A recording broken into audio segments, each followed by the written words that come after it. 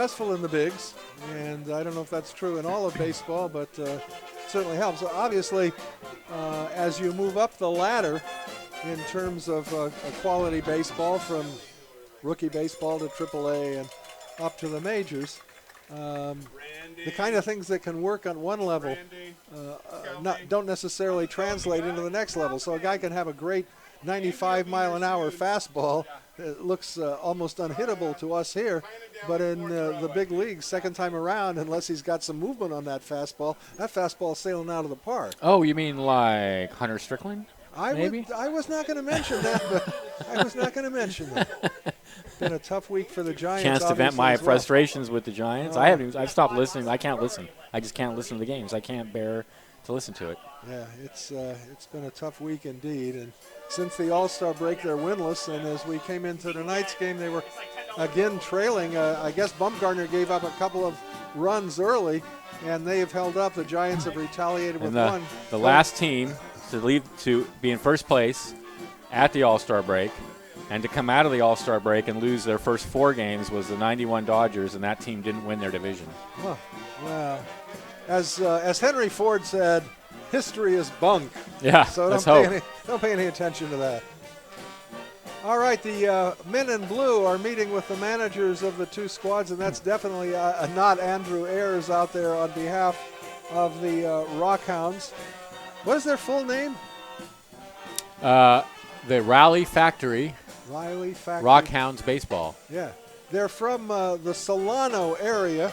One of their chief rivals would be the Solano Mudcats. And I think they've split several tussles this season with the Mudcats. And that was one team that we really rolled over this year. Yeah. But they're in the same league with the Neptune Beach Pearl and some other teams. The California Collegiate League, it's called.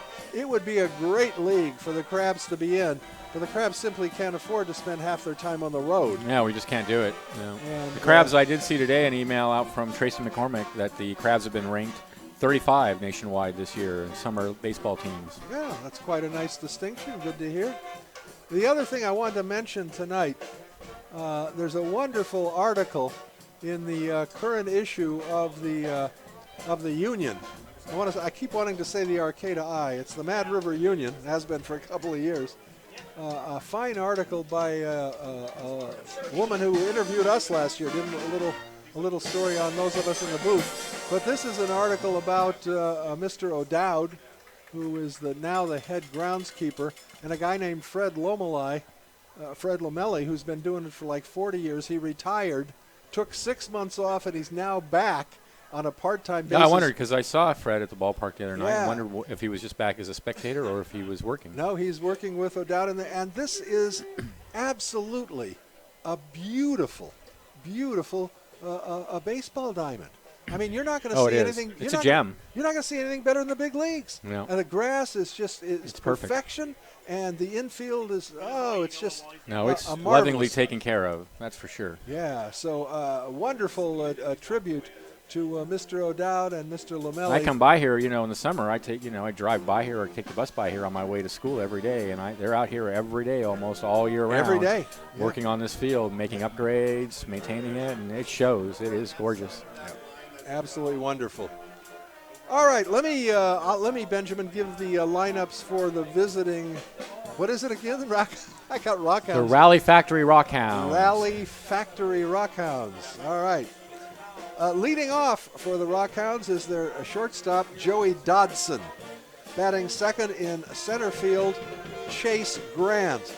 Hitting third at second base, Jack Priddy. Batting cleanup at second. Oh, I got something wrong here. I have 2 second basemen. What is this guy's in right field. Placenda's in right. But I thought it was a second. I thought it was a 4 as well. Well, I've still got the number 3 and 4 hitters at second base, so one of those is wrong. Right here. Oh, sorry. The 4 hitter is at third base. Oh, thank you. All right. So Hank Pancratz. Hank Pancratz, the cleanup hitter, playing at third base. Batting fifth, the designated hitter, Jed Fagg. Batting sixth at first base, Kirby Broadbent. Hitting seventh in left field, Jared Ambule. Hitting 8th and doing the catching will be Dawson Bacco. Batting 9th in right field, Evan Facenda. And on the mound for the Rockhounds today will be Jack Moore. And now for the Humboldt Crabs, here's Benjamin with the lineup. Thanks, Hope. David Hamilton at shortstop leads off. Brian Pozos at second base will bat second. James Outman in left field bats third. And Jason Newman at first base will bat cleanup. Newt Johnson will be the DH and bat fifth. Logan Denholm will be the catcher and bat sixth. Logan Bush in right field bats seventh. Ryan Reynolds will be over at third base. He'll bat eighth. And Mason Cirillo in center field bats ninth. On the mound, it's Jason Alexander, whom we've already discussed. For the Rockhounds, on the mound will be Jack Moore. Moore comes into the ballgame with a very high earned run average of 9.21 and a record of no wins and 3 losses. He's the most used pitcher in terms of starters on the club. This is his 12th appearance, and it'll be his 7th start, but he has been hit hard. In 28 1/3 innings, he's given up 36 hits. Ouch. In addition to 17 walks. So that's, you give up 17 hits and 36 hits and 17 walks. The batting average against him is .305, and again, the earned run average, stratospheric, 9.21. Again, we mentioned not to diminish the competition, but simply to state as a fact that these teams who come in here for a 3-game series with the Crabs, who are in a league, are often not going to pitch their very best pitchers. They're saving those for league contests, and so that's just the way it is. That's a good point. That's the way it is. All right, we're ready for our national anthem. Corey Reynolds walking toward the mound, who will give us the national anthem this evening.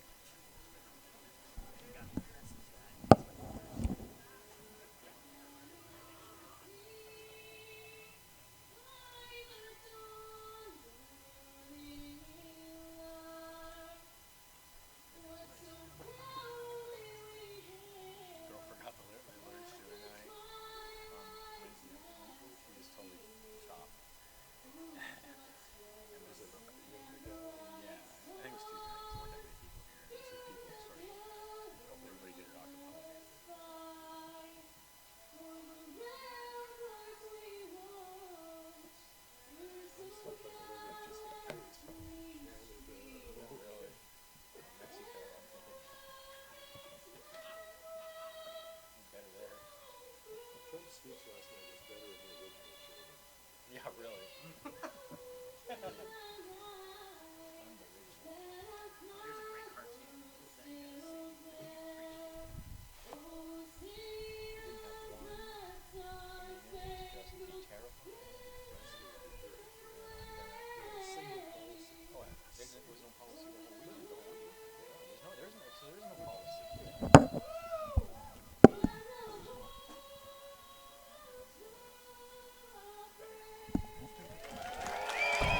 Very nice. Thank you, Corey. Very nice rendition of our national anthem.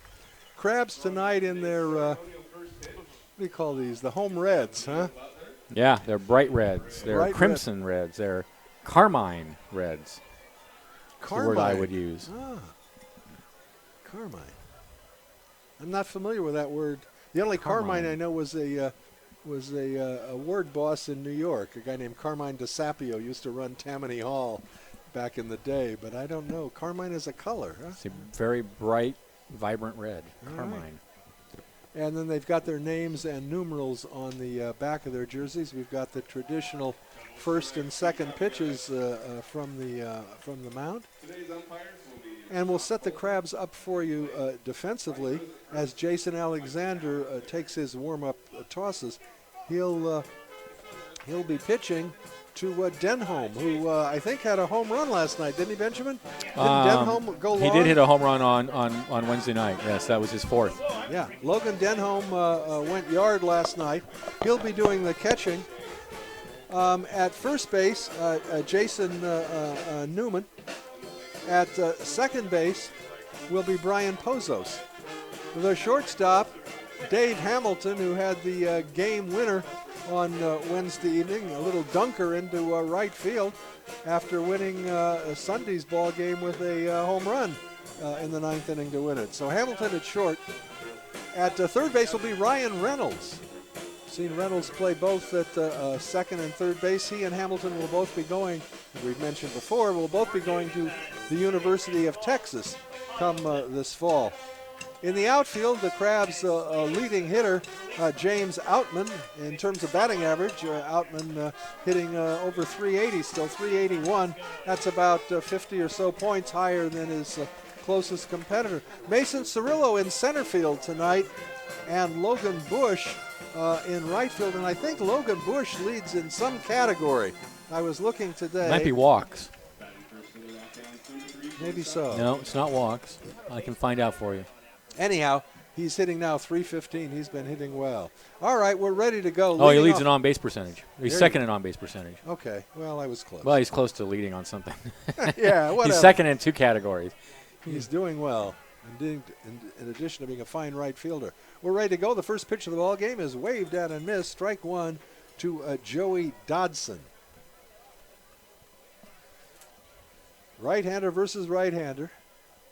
Alexander, a quick worker on the mound, comes to the plate, and it's grounded a great backhanded stop by the third baseman Reynolds. His throw to first gets him. What an outstanding play to open this ball game by Ryan Reynolds. Backhanded the ball. It looked like it was going to be a double down the left field line, and Reynolds turned it into a 5-3 out, 1 down. What a super play, 1 away. And that'll bring up Chase Grant. Grant, left-handed hitting center fielder. We do have some averages on some of these folks. Grant swings through the first pitch, strike one.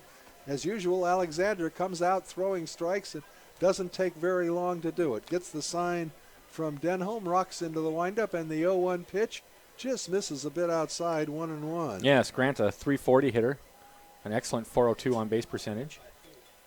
They've got a number of 300 hitters on this ball club. I think pitching has been their downfall. The next pitch is a breaking ball over the plate. That was a good pitch. For a called strike two.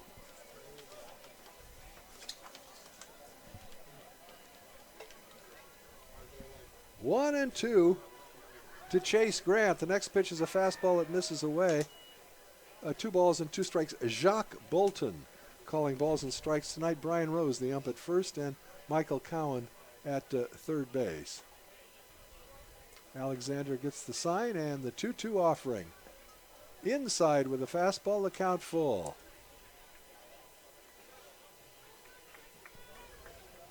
Just underway, first of 3 games with the Rockhounds, a new club on the summer collegiate baseball scene.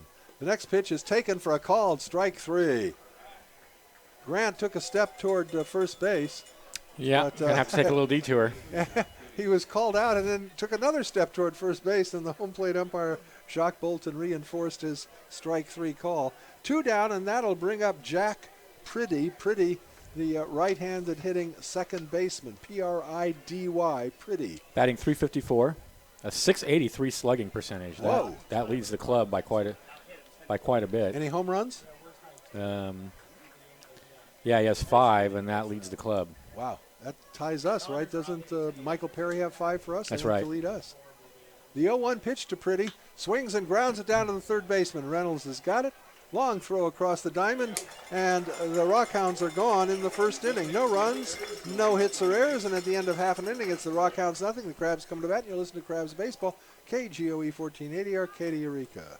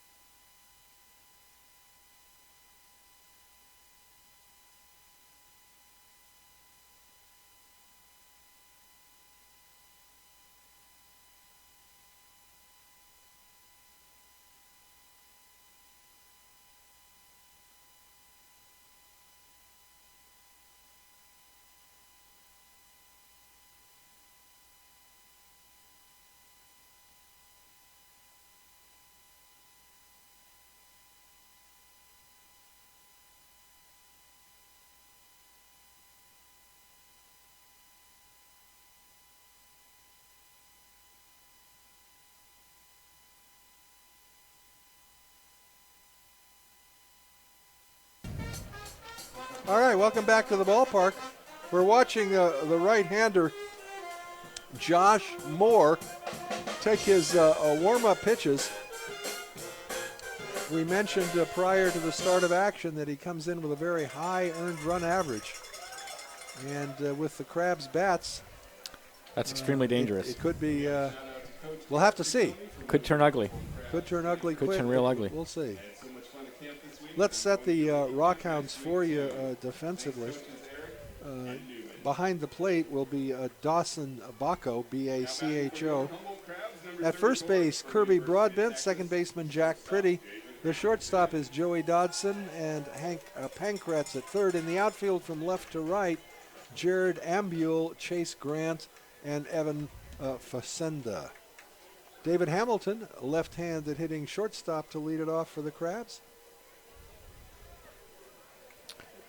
Hamilton batting .311, a .432 on base percentage. He shows bunt, takes the fastball wide, ball one. Third baseman Pankratz, about even with the bag and took a couple of steps toward the plate as he saw Hampton perhaps bunt. The next pitch, David swings away and fouls it off to the left. The count even now at a ball and a strike.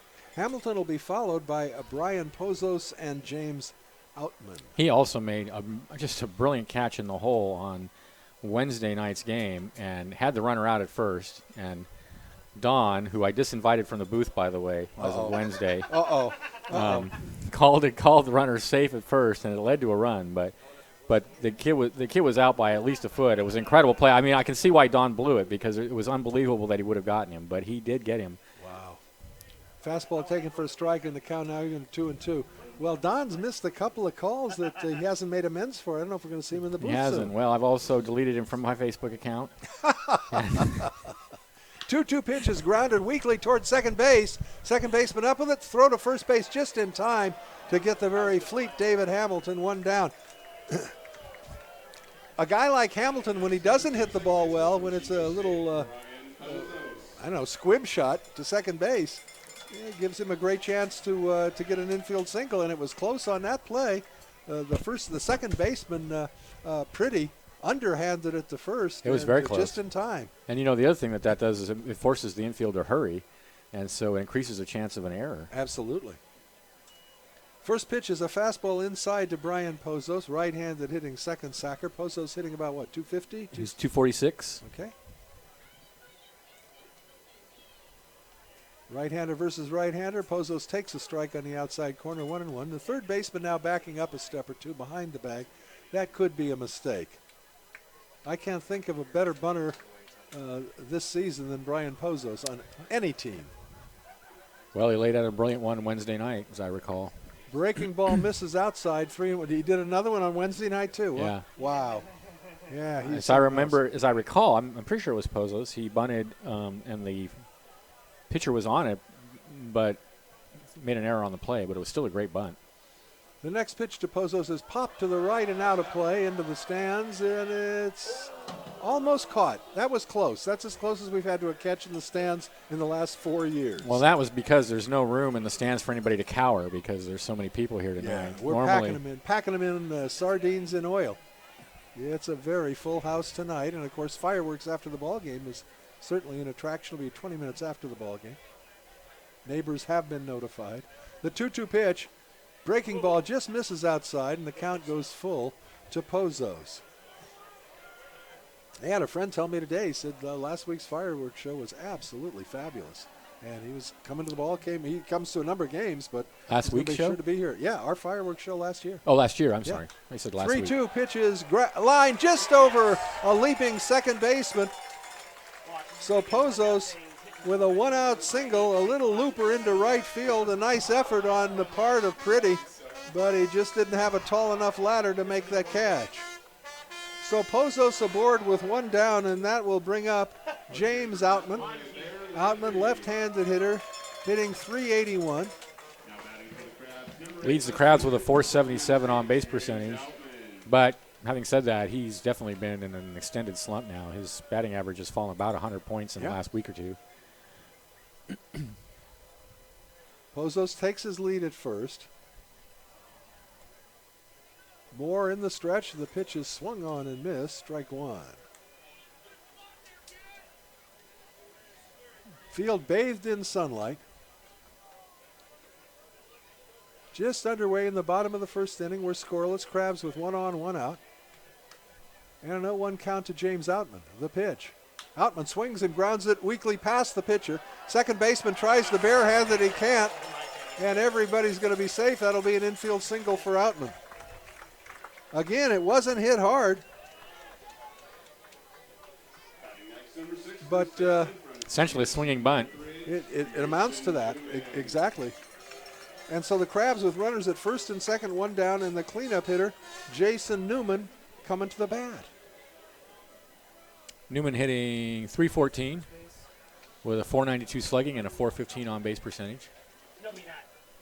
And how many homers does he have? Newman has 4. Looking for number 5 right here. I'm wondering why we haven't seen Perry for a few games now. Oh, he missed the midweek, did he? I don't think he played during the midweek games. Pitch is grounded down to the shortstop. This could be 2. He goes to second for 1. The relay to first is a double play. So Newman grounds into the double play, and that'll do it for the Crabs in the first inning. No runs, a pair of hits, no errors, 1 left. And at the end of it, inning complete. We're scoreless, and you're listening to Crabs Baseball, KGOE 1480, Arcadia, Eureka. Well, that's a good rally.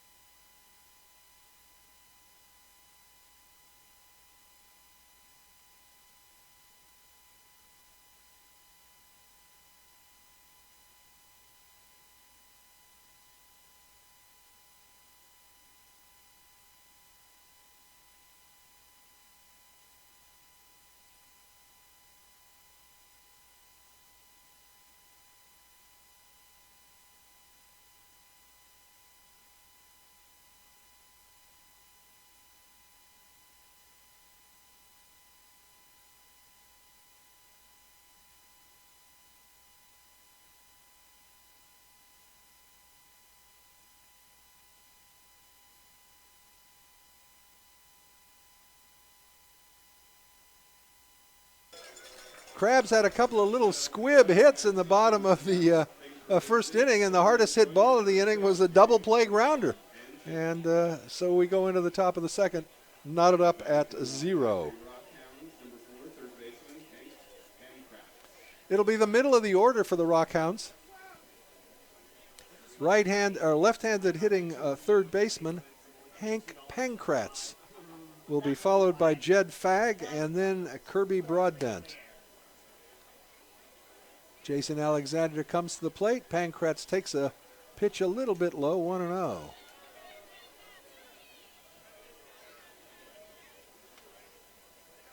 Alexander back to the plate, and that one is waved at and missed. A ball and a strike.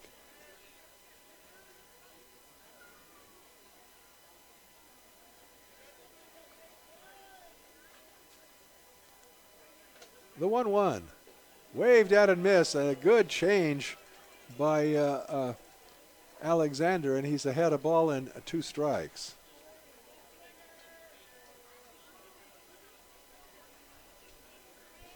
The 1-2.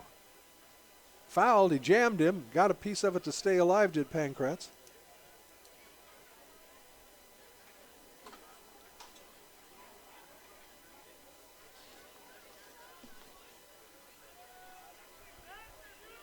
The 1-2 offering. Fastball high and tight. 2 balls and 2 strikes.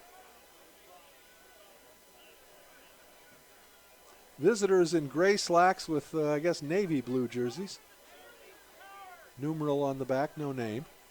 2-2 pitch waved at and missed. Second strikeout of the ball game for Alexander, and the first out in the top of the second inning, and that'll bring up Jed Fagg.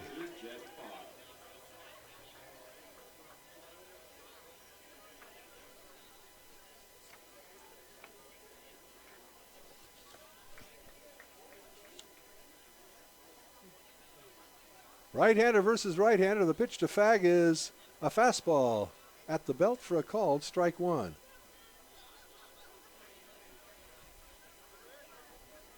Little bit of a breeze blowing from right to left and out. That ball is fouled at the plate, so Alexander's ahead. No balls and 2 strikes on the designated hitter for the Rockhounds.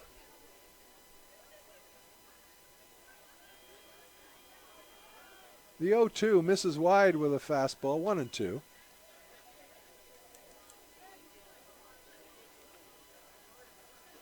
Right-hander versus right-hander. Alexander gets the sign from Denholm, and the pitch. Swung on and missed.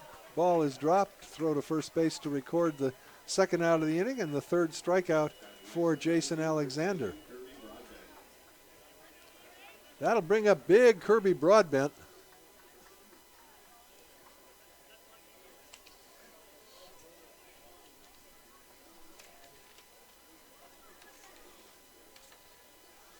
Big right-handed hitter.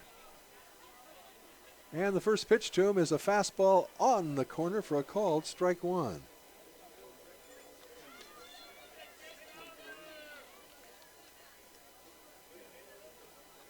Broadbent also does some pitching for this club. And he watches a slider go wide, a ball and a strike.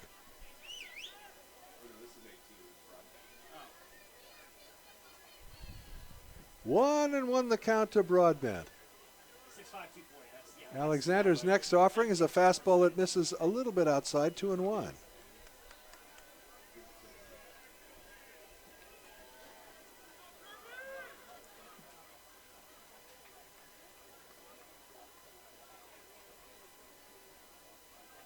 The 2-1 pitch. Swings through it, 2-2.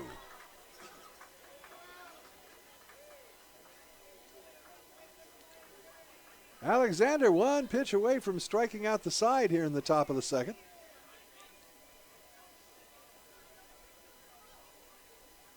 And the 2-2. Got him, strike 3, and so he indeed strikes out the side, and at the end of an inning and a half, the score remains Crabs nothing and the Rockhounds nothing. You listen to Crabs Baseball, KGOE 1480, Arcadia, Eureka. Where's the roster?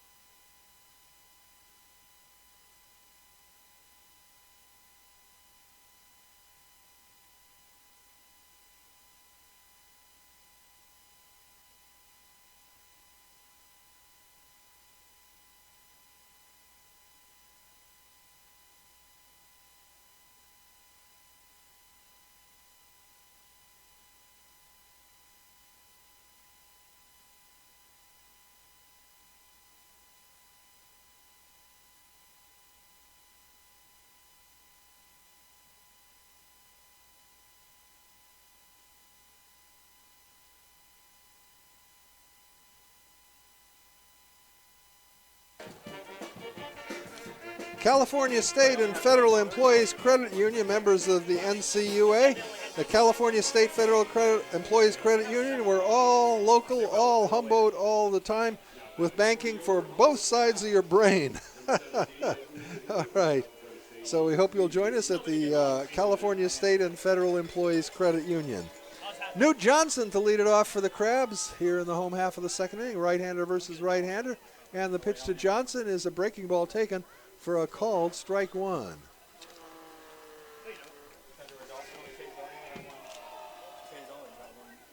Johnson hitting .276 on the year as we begin play tonight, and that ball bounces on the plate. A ball and a strike. Johnson, a couple of home runs and 17 runs driven in on the season. The 1-1 pitch, breaking ball down low, 2 balls and a strike. Johnson will be followed by a Logan Denholm and a Logan Bush. Fastball just misses a bit outside. 3-1, so a hitter's count for Newt Johnson.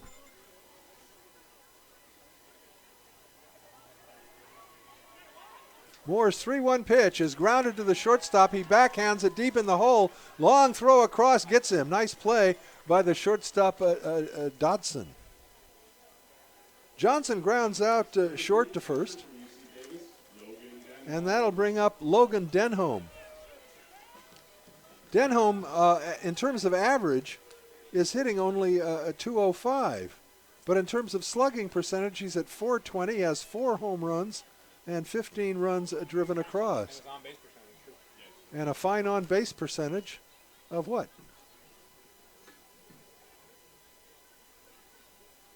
407. Wait.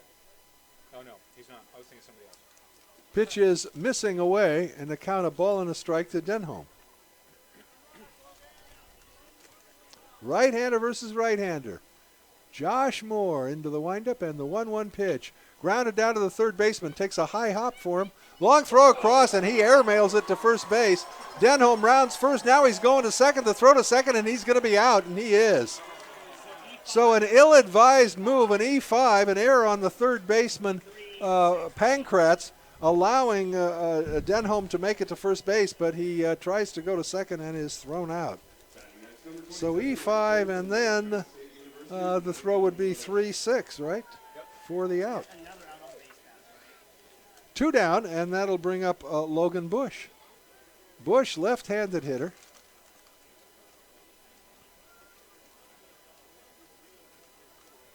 And the first pitch to Logan, low bridges him, almost hits him, but he dances out of the way. It's ball 1. Bush has just seemingly gotten better and stronger in terms of the bat with each succeeding week. He's now a third in the club in batting average at .315, slugging at .397. And the outside fastball misses 2-0. And Bush with an on-base percentage of .462, and that's second on the club. Not to mention his golden arm from right field. Fastball on the outside corner. Logan had a notion, let it go by, and it's a called strike. 2-1 now. Nobody on, 2 gone here in the Crabs' second. We're scoreless. Josh Moore rocks into the wind, and the 2-1 pitch bounces at the plate. 3 balls and a strike. He's had a number of 3-ball counts. Has not walked anybody to date. Still a lot of people coming. Crabs, a couple of singles in the first inning, were unable to capitalize. The 3-1 pitch to Bush, that's right down the heart of the plate. Logan taking, and it's a full count now. Folks still coming into the ballpark. We are packed, super packed tonight. The 3-2. Fastball just a bit inside, ball 4. A 2-out walk for Logan Bush, and that'll bring up Ryan Reynolds.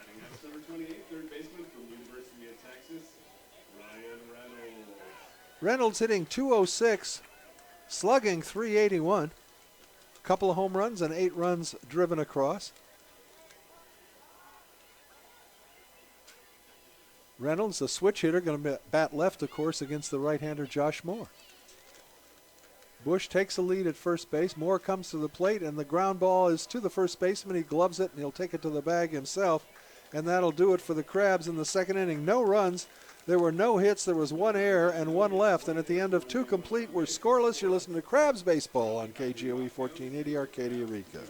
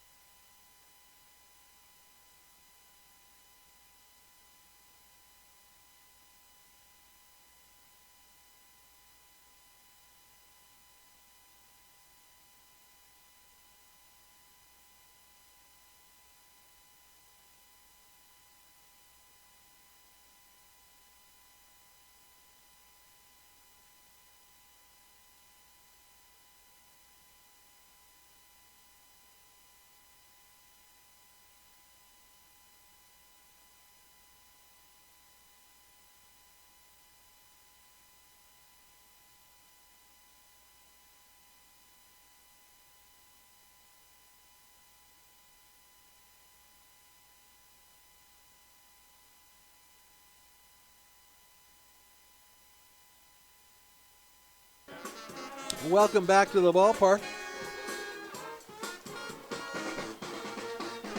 We want to thank Mad River Brewing Company. It's proud to support the Humboldt Crabs baseball. Steelhead Extra Pale Ale is always on tap, so grab one at the ballpark during the game or join us in sunny Blue Lake for a beer and a fish and chips or a burger in the beer garden. We're open every day. Mad River Brewing Company. That's a really nice beer garden they have in Blue Lake. Jared Ambule, the right-handed hitting left fielder, steps into the batter's box and he takes a strike from Jason Alexander, who has already fanned 4 Rockhound batters. He struck out the side in the second inning. And the 0-1 pitch is waved at and missed. Alexander quickly ahead, no balls and 2 strikes.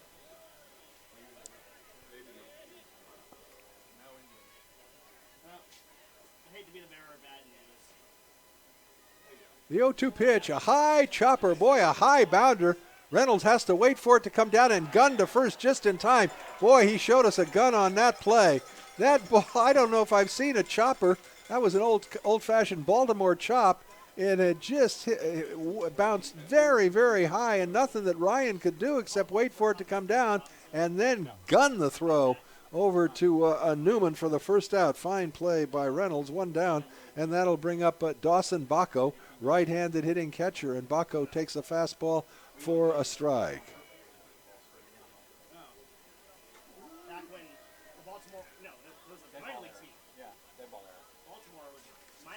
The 0-1 pitch waved at and missed, strike 2.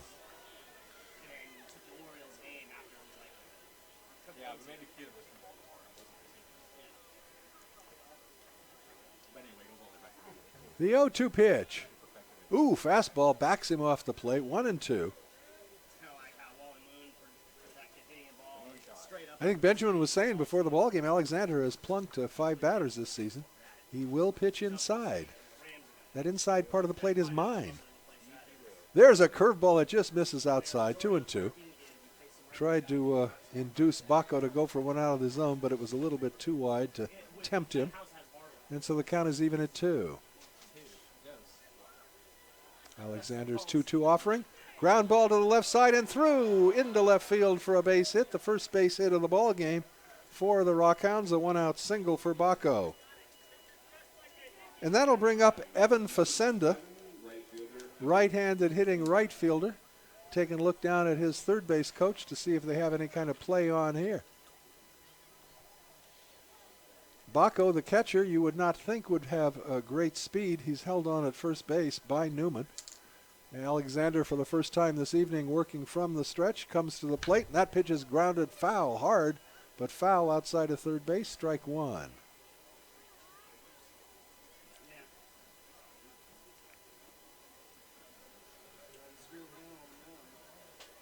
Back foot on the rubber. Alexander's ready, and he kicks and deals. Fastball misses wide, 1-1.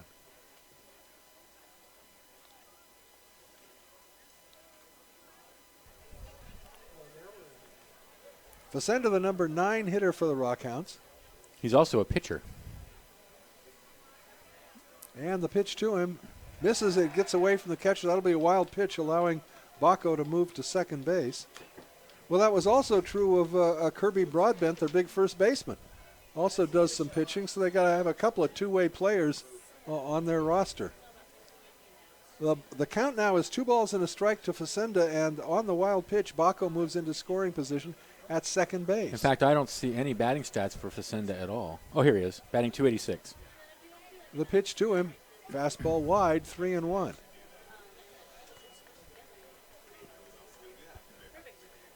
Hitters count now for Facenda.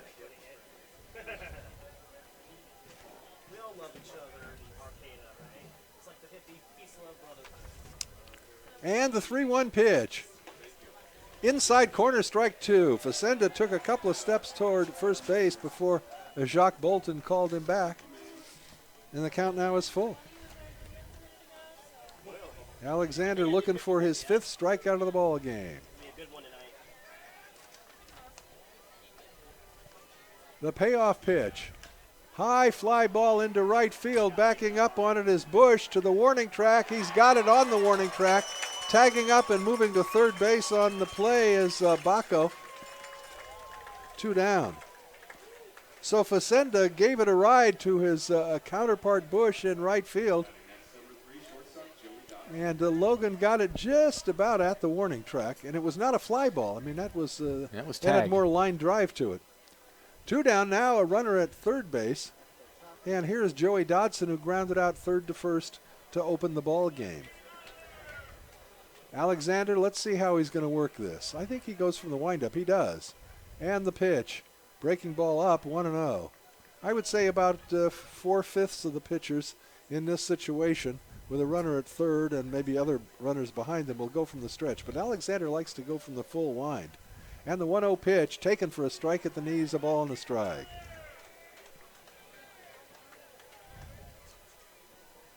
Beautiful, beautiful night for baseball. And we got a packed house for this one. The 1-1 pitch. Breaking ball misses wide, 2-1. Rockhounds trying to draw first blood here in the top of the third with a runner at third and 2 gone. Alexander reads Denholm and the pitch. Fastball outside corner for a called strike 2. Alexander has had a good deal of success painting the black, the outside corner to these right-handed hitters, and now the count is even at 2. The 2-2 pitch. Almost hit him. Backs him off the plate, and it's 3-2.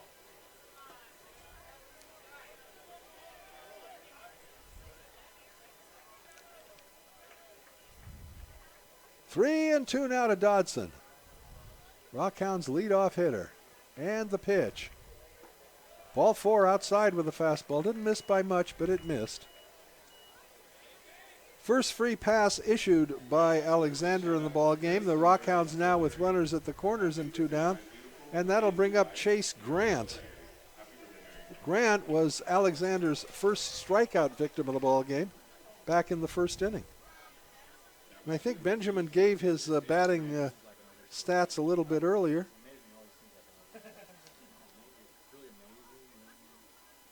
He's hitting .340 coming into tonight's ball game. Left-handed hitter.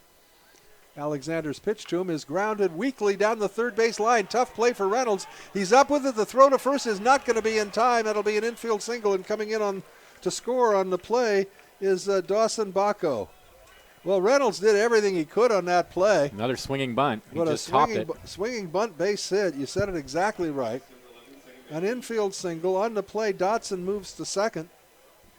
And the Rockhounds have indeed drawn first blood. They lead 1-0 with 2 down here in the top of the third inning, and that'll bring up Jack Pretty, who grounded out third to first to end the first.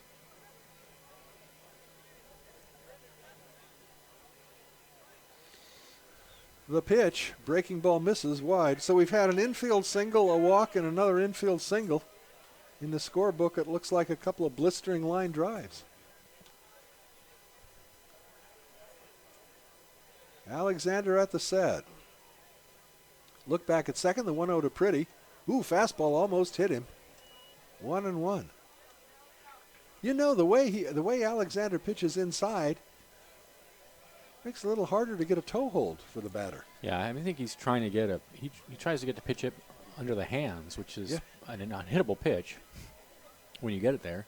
And if you do hit it, it just saws the bat right off. That one is lined just past the third baseman into left field. A diving try on the part of Reynolds. 1 run's coming in. The second run is stopping at third base on the double by Pretty. A good effort by Reynolds. He dove for the ball. I think it glazed It did. his It glove. glanced off his glove. He just got the tip of his glove on it. So credit Pretty with a run-scoring double. And it's a 2-0 ball game. On the play, Chase Grant moves all the way around to third base as Dodson comes in to score. And the Rockhounds now with runners at second and third, 2 outs, but their cleanup hitter, Hank Pankratz, left-handed hitter, coming to the bat. Yeah. So they've tallied 2 runs after 2 were out, and there are two more guys on the pads out there.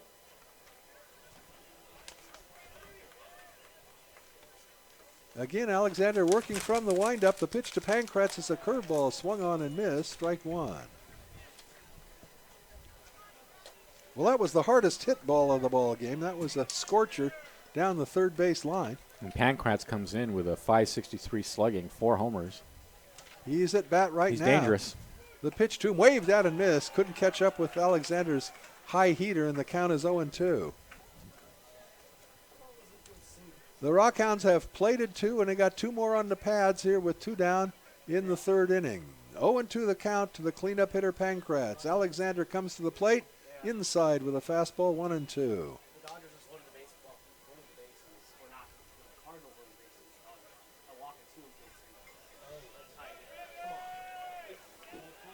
One and two to Pankratz. Runners take their leads from second and third. The pitch swung on and missed. 5th strikeout of the ball game for Alexander. However, the Rockhounds did some damage, scoring 2 runs on 3 base hits. There weren't any errors. There were 2 left. And at the end of 2.5, it's the Rockhounds 2 and the Crabs nothing. You listen to Crabs Baseball, KGOE 1480, Arcadia, Eureka.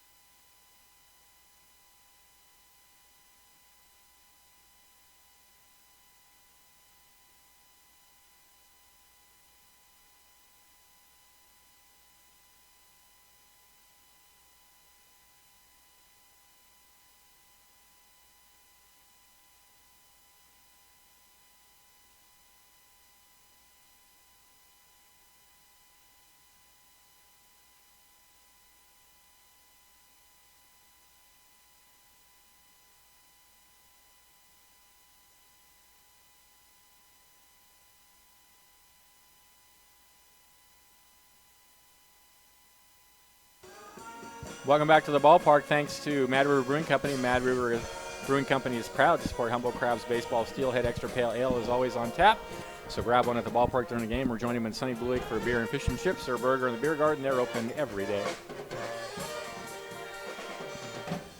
All right, bottom of the third inning. Crabs trailing by 2. That's nothing. You're right. Easy comeback. Here's Mason Cirillo. Left-handed hitter to face Josh Moore, who's been staked to a 2-run lead by his mates in the top of this frame. And the pitch to Mason is grounded down to the second baseman. Fielded there by Pretty, and the throw to first. Quickly, 1 up, 1 down for the Crabs in the bottom of the third. And we go to the top of the order, and David Hamilton, who grounded out second to first in the first. Number 34, shortstop, David Hamilton.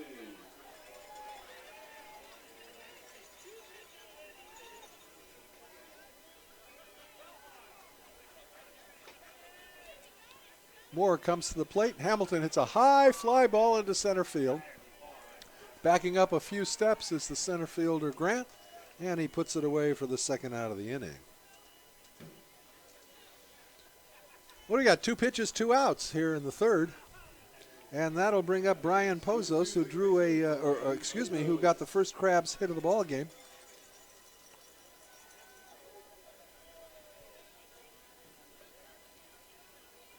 Crabs had a couple of base knocks. That pitch is in there for a called strike.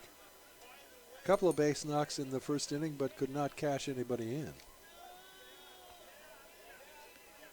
Moore, who came into tonight's ball game with a sky-high earned run average, been okay thus far. Curveball misses wide, and the count even to the ball and the strike. Crabs hitters are being very aggressive early in the game. Yeah, swinging a lot of first pitches. Here's the 1-1. Pozo swings and grounds it back to the pitcher. Nope, foul ball. Hit him on the foot. Yep, fouled it off his own foot. And that's going to hurt a little bit. Brian walking it off. That hurts. Fairly cavalier attitude towards her a little bit. A ball and 2 strikes. We have a wedding reception tonight, or it's a wedding party. The actual wedding did not take place here, apparently, but they've been married now. It's I too believe late, so. Too late for any last-minute thoughts. I understand. But the wedding party is here at the Arcata Ballpark. is at All the right. ballpark Congratulations to and they'll get free fireworks as part of their celebration. That's pretty cool. That's cool. Breaking ball away, 2-2.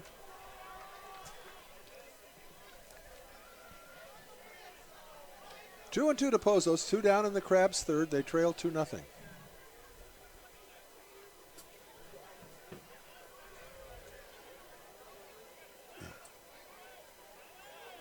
And the pitch is grounded, foul, just fair down the third base line. Third baseman's got it. The throw across the diamond, a nice play on the part of Pankratz to retire Pozos. Crabs gone in order in the third, and at the end of 3, it's 2-0 Rockhounds. You're listening to Crabs Baseball, KGOE 1480, Arcadia, Eureka.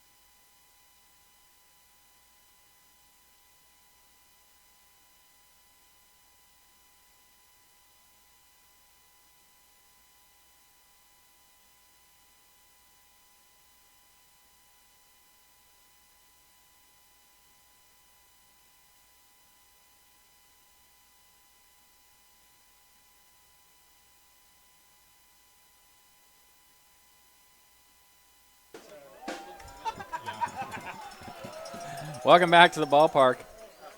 Top of the 4th inning. It'll be Fogg, Broadbent, and Ambule for the Rockhounds. Here's Hoke. Strike one. You're calling him Fogg. I thought it was F-A-G-G. It's F-A-G-G. I believe it is, actually. Big guy. It is F-A-G. Fizfag. Okay. Josh Fag.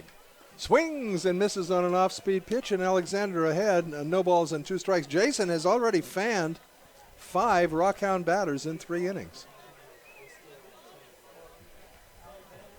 Well, he came in with, let's see. The 0-2 curveball, just misses. I don't know what was wrong with that one, 1 and 2, and Jason doesn't either. He kind of befuddled out there. He came in with more than a strikeout printing pitched. Well, he's more than ahead of that tonight. The 1-2, there's a fly ball, well foul, way out in front was Fag on an off-speed breaking pitch. 1 and 2 to the right-handed hitting designated hitter for the Rockhounds. And the 1-2 pitch. Swing and a miss on a fastball. Nice. Strikeout number 6. That'll bring up Kirby Broadbent. Broadbent, an even bigger right-handed hitter. Broadbent, 6'5", 240 pounds. You'd have to think he can put the hurt on the ball. If he can make contact, they've had trouble with that so far. They have. He was a strikeout victim in his last at-bat. And he swings through that one, strike 1.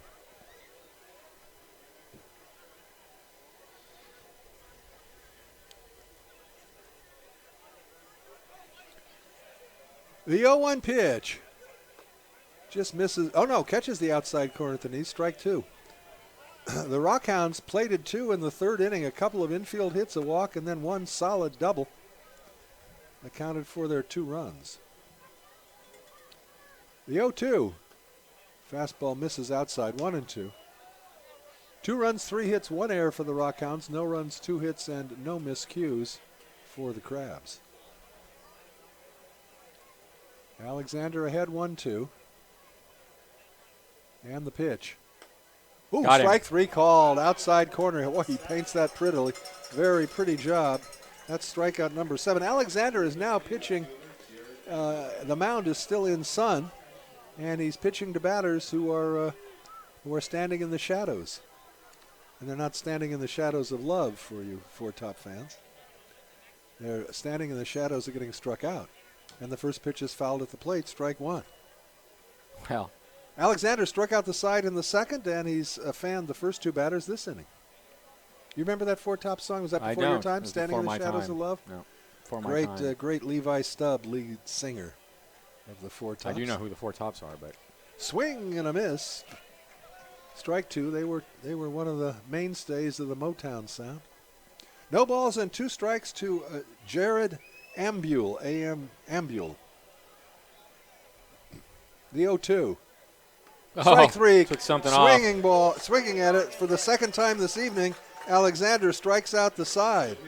And at the end of 3.5, it's the Rockhounds 2 and the Crabs nothing. You listen to Crabs Baseball, KGO 80 Arcadia Eureka.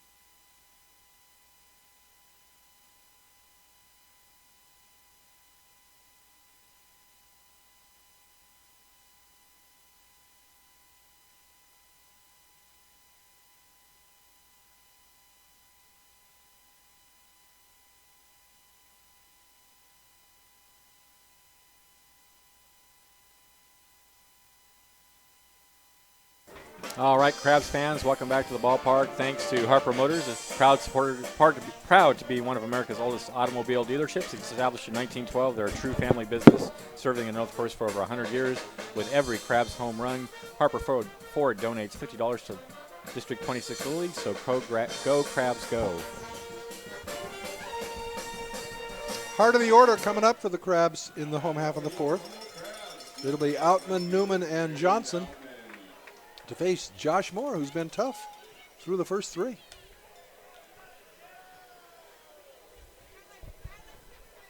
Outman, an infield single in his first at bat, and he takes a pitch just a bit high, 1-0. Infield back all the way around. Right fielder pretty deep out in right. The pitch to him is hit in the gap in left center field. That's going to be in there for extra bases. Outman rounds first. He's headed for second. The outfielder, center fielder, left fielder comes up with it. Outman's going for third, and he's not going to even get a throw. A stand-up triple for James Outman to lead off the Crabs third, and that's great to see. Perfectly placed line drive right in the gap all the way up to the 394 sign.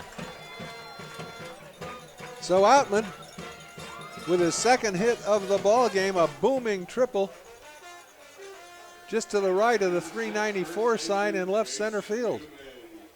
Here's Jason Newman. Rockhounds will play their infield back. Ground ball to either of the middle infielders will play to run. And the pitch, fastball taken for a called strike 1.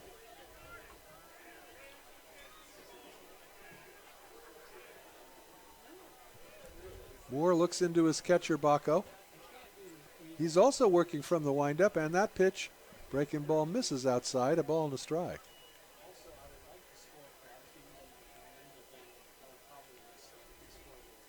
So Newman looking to lift something here into the outfield, or something up the middle, ground ball up the middle. High pop up off to the right and out of play. A ball and 2 strikes. Well, I got here about my usual time tonight, Benjamin, and I couldn't park where I normally park. It was absolutely jammed. No, that jammed. Lot was jammed. People are still coming into the ballpark. Yeah. I mean, it is elbow to elbow. 1-2 the count, and the pitch. Swings and grounds it down the third base line. If it stays fair, it'll bring in a run. The pitcher unwisely picks up the ball. Wow, Everybody's safe. That was a bad choice because he was safe either way. Might as well see if it's going to roll foul. There was a chance. The ball was about, I'd say 2/3 of the way down the third base line, and it was veering a little bit toward the foul line. The pitcher picked it up. He had no chance to get anybody. So as Benjamin said, be wiser just to let the ball roll, and perhaps you catch a break and it'll go foul, but you're no worse off than you are now. So the Crabs have narrowed the gap to 2-1. They got Newman at first base. Nobody out here in the bottom of the fourth, and that'll bring up Newt Johnson. Right-hander versus right-hander. Johnson takes the pitch and gets away from the catcher. Pass ball. And going to second base is Newman on the pass ball. That wasn't a wild pitch. Just catcher missed it. So the tying run now at second base with nobody out here in the bottom of the fourth. And the Crabs designated hitter hoping to pick him up. Moore at the belt. Now he steps off the rubber. Looks into Baco for the sign. Moore at the set. And the pitch. In the dirt, it gets away from the catcher, but not enough for Newman to make an advance, and the count now is 2-0.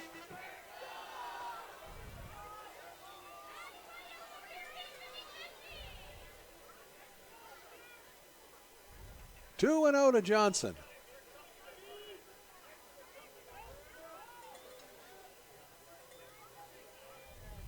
Moore very deliberate now.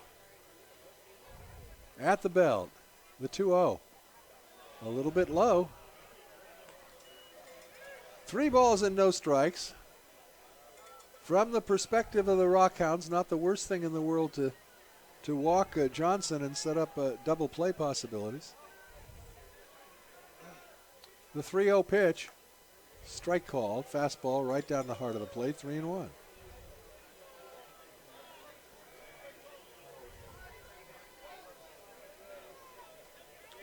Newman takes his lead at second. Moore comes to Johnson. Ground ball to the third baseman. It's off his glove and into left field. That'll be an error. Rounding third, wave to the plate, and coming in to score is Newman. Pulling into second base is Johnson, and the ball game is tied. I don't know if he didn't see it very well or what, but it was right to him. Yep. A break for the Crabs. Second error of the ball game by the Rockhounds, and that one was costly as it allowed Newman to score and Johnson to motor all the way to second base on the 2-base error, and that'll bring up Logan Denham. There's still nobody out here, and the Crabs have tied it in the fourth and threatening to do more.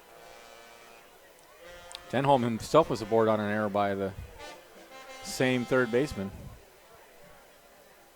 Now he is fighting the sun. You can see him holding his mitt up by his hat. I think the sun contributed to that play a little bit. I think you're right.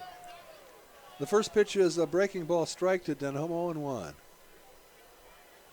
Logan takes a look down to the third base coach.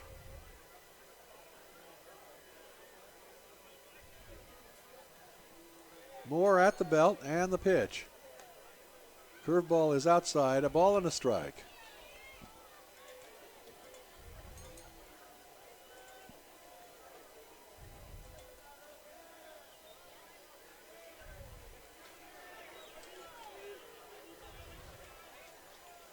Moore at the set, and the 1-1 pitch. Fastball, strike 2 called.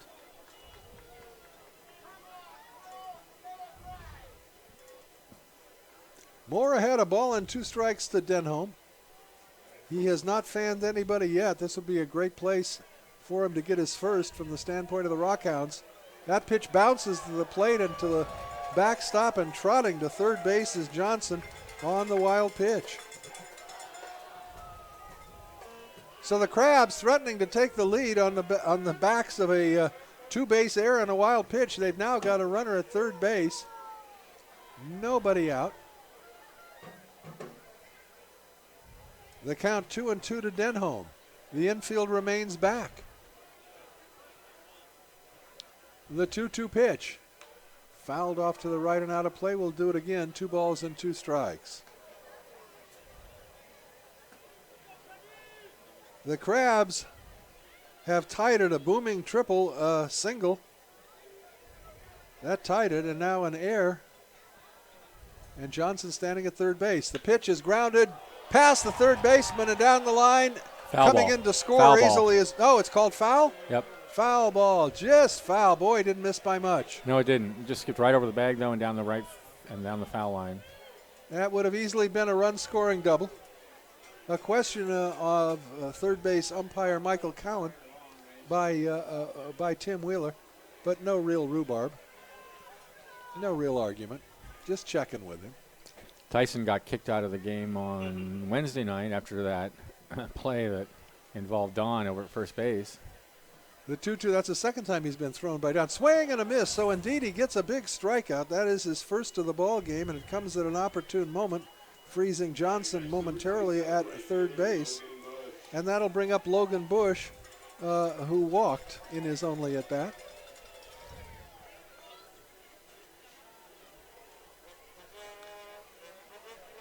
Bush, number 27 on his back. Left-handed hitter, digs in. Moore rocks into the windup and the pitch. Ground ball foul past the Crabs dugout, strike one.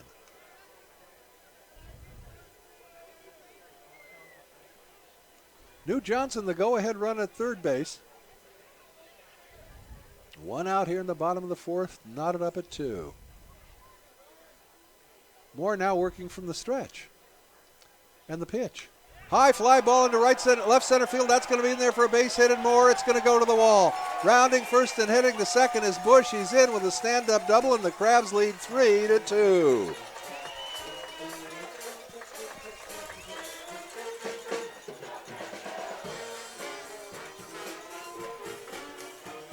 Logan Bush, a booming double into left center field to plate Newt Johnson and give the Crabs a 3-2 lead. And Bush at second base with but one out, and here is Ryan Reynolds. I'm guessing that makes that run that scored on the error earned. Reynolds hitting from the port side against the right-hander Moore. Moore, a look back at second. Comes to the plate. Reynolds takes a strike.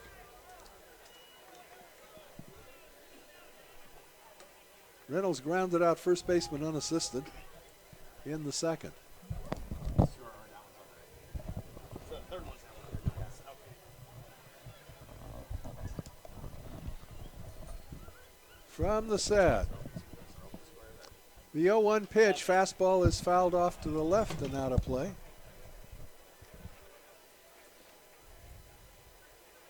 Moore ahead on the count. No balls and 2 strikes to Bush. To Reynolds. Bush on at second, having driven in the go-ahead run. Moore's 0-2 pitch. Got him. Nope, just fouled it off. Stayed alive. Fouled at the plate, so we'll do it again. No balls and 2 strikes.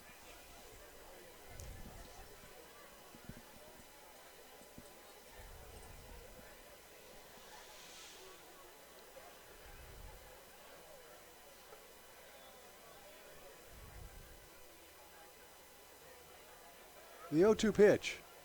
Oh, it's a wild pitch. And moving I thought to it third hit Reynolds is Bush. for a I second, thought it did, but it didn't. He didn't move, but it looked like it was going to hit him. That's, 3 wild pitches in the inning, isn't it?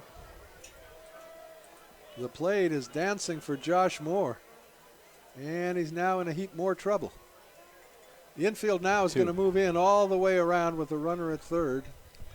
They're already trailing by 1. The 1-2 pitch. Long fly ball to right field. The right fielder going back to the warning track, to the wall. It's out of here over the scoreboard in right field. Ryan Reynolds, a 2-run home run. Touch 'em all, Ryan.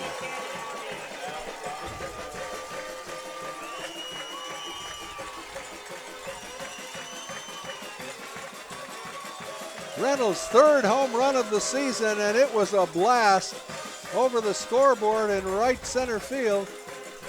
And the Crabs doing it again, Benjamin, another one of those big run innings. Yeah. 5-run inning. Just explosive offense this season.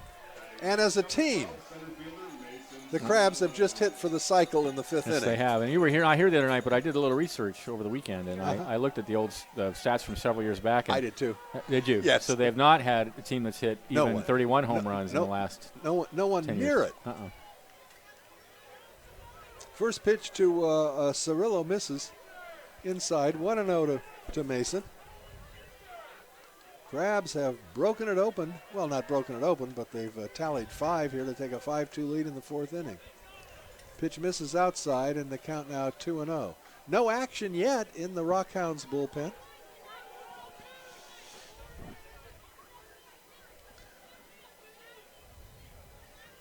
The 2-0 offering.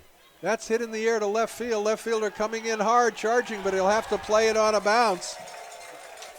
Cirillo with a 1-out single to the opposite field. And that'll bring up David Hamilton, the 8th batter to come up for the Crabs here in the bottom of the fourth inning. Close to batting around.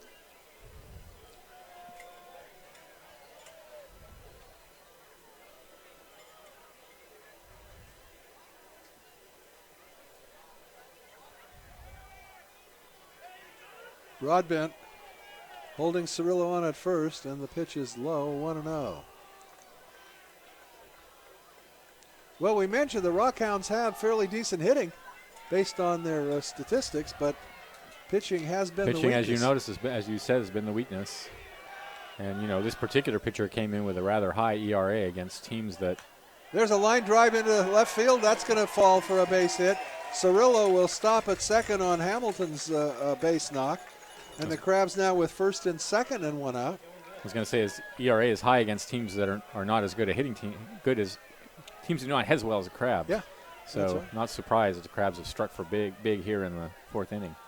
Unlike some of the teams that have come in here who are in a league, we can at least say that this gentleman is not someone who's pitched like 4 or 5 innings this year. I mean, he's one of their main starters. Yeah. He has not had great success, but this is his 7th start of the season for the Rockhounds.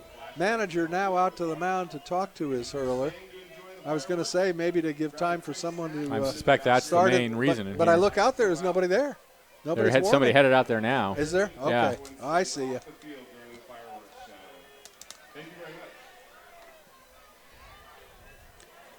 All right, home plate umpire Bolton out to break up this conference. And as Benjamin said, part of the reason for that conference is to give someone a chance to start working in the bullpen.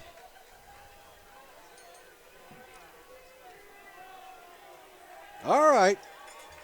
Hamilton at first, Cirillo at second, Brian Pozos at the bat. Brian 1 for 2 on the evening, right-handed hitter. Moore trying to keep this one from really getting out of hand. The pitch.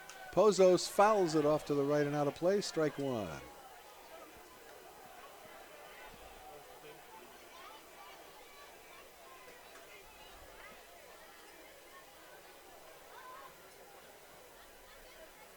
Righty versus righty. Moore looks into Baco for the sign.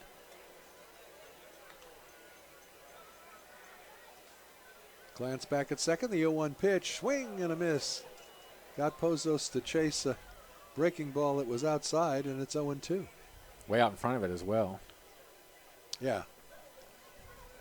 So would you call that a curve, a slow curve, I think or it was a change? I think it was Straight a change. change? Yeah. Okay. 0-2. Sort of hard to tell from up here, but he seemed to be lunging at it.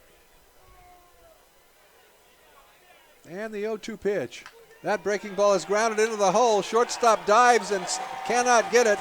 Rounding third and coming in to score. And now going to second base. The throw to second is going into center what field, was and that? another run's going to score. That was a terrible throw by the third baseman to second base. Essentially threw it into the ground in front of him. I don't know what that was. Credit Brian Pozos with an RBI. And how many runs do we have come in on that? 2? 2. The Two error on the came third in. baseman. All right. That's his third tonight. So Pozos now at second base. James Outman, who started this off with a booming triple to left center field. The Crabs have batted around. Here in the fourth inning, they have scored 7, and they may not be done as Brian Pozos at second base. So Pozos gets 1 RBI. The second run comes in on the air.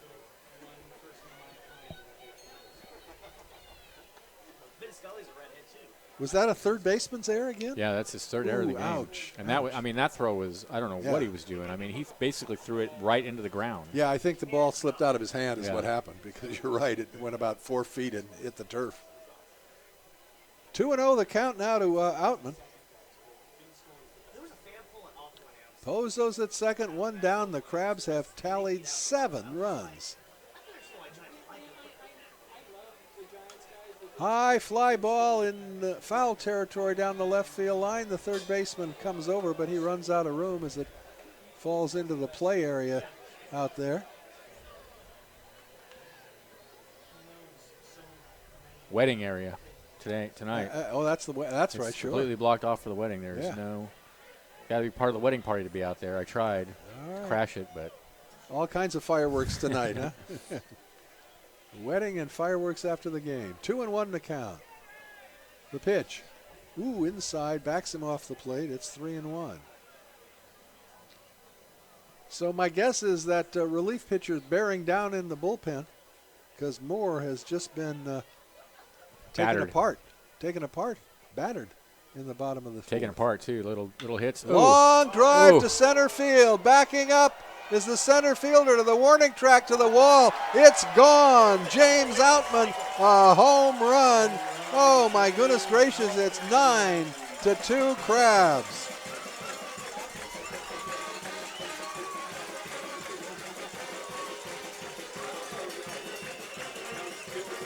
Outman said, I'm tired of hearing the S word. Yes. Slump. Yes, I think we can retire the S word. Tonight, well, he's a double away from having That's right. having a cycle himself, and the Crabs have cycled this inning as a team. Double, a single, a couple of singles, and a couple of home runs. 8-run and that's inning. going to be all for Josh Moore. Yeah, that's going to hurt the ERA a little more. So we got a pitcher coming in. As we figure out who that is, let me thank Harper Ford. You know, Harper Ford just paying money out hand over fist. That's another $100 tonight to the Little League, District 26 Little League, as the Crabs have hit 2 out of the park. And Harper Motors donates $50 for every Crabs home run. They've been serving the North Coast for over 100 years, established in 1920. Business, and the Crabs appreciate the support of Harper Motors. And the Lost Coast Brewery. Take a brewery tour at the new Lost Coast Brewery, $27 million bottling facility. It's huge. Your tour guide will take you through the process of brewing beer, from the grinding of the grain to the fermenting to the bottling. And afterwards, taste the beer and check out the Lost Coast Brewery gear shop, where you'll find t-shirts, sweatshirts, hats, bottle openers, stickers, and of course, beer. Kids are welcome, and the tour schedule Friday through Sunday, 12, 1, 2, and 3 p.m. and 4 p.m. at 1600 Sunset Boulevard in Eureka. And the Alibi, now 2 locations open on the Arcata Plaza to serve you. Home of the best Bloody Marys in town, large breakfast menu and weekend specials. Crabs board member approved, pub food, local microbrews, chicken wings, live music, and our breakfast menu is even better. When the Crabs play, beers are $1 off. Our friends at the Alibi have been longtime Crabs sponsors. All right, new pitcher on the mound for the Rockhounds, Benjamin. Great, Ryan Pearman. I'm not sure you're on. I'm sure I'm not on. It's number 8, Ryan Pearman. He comes into the game with a 2-3 record, an ERA of 9, 33 innings pitched, and yeah. Not so good. And the first time, and during his first warm-up pitch, he fell off the mound. So, oh boy, I'm a little concerned.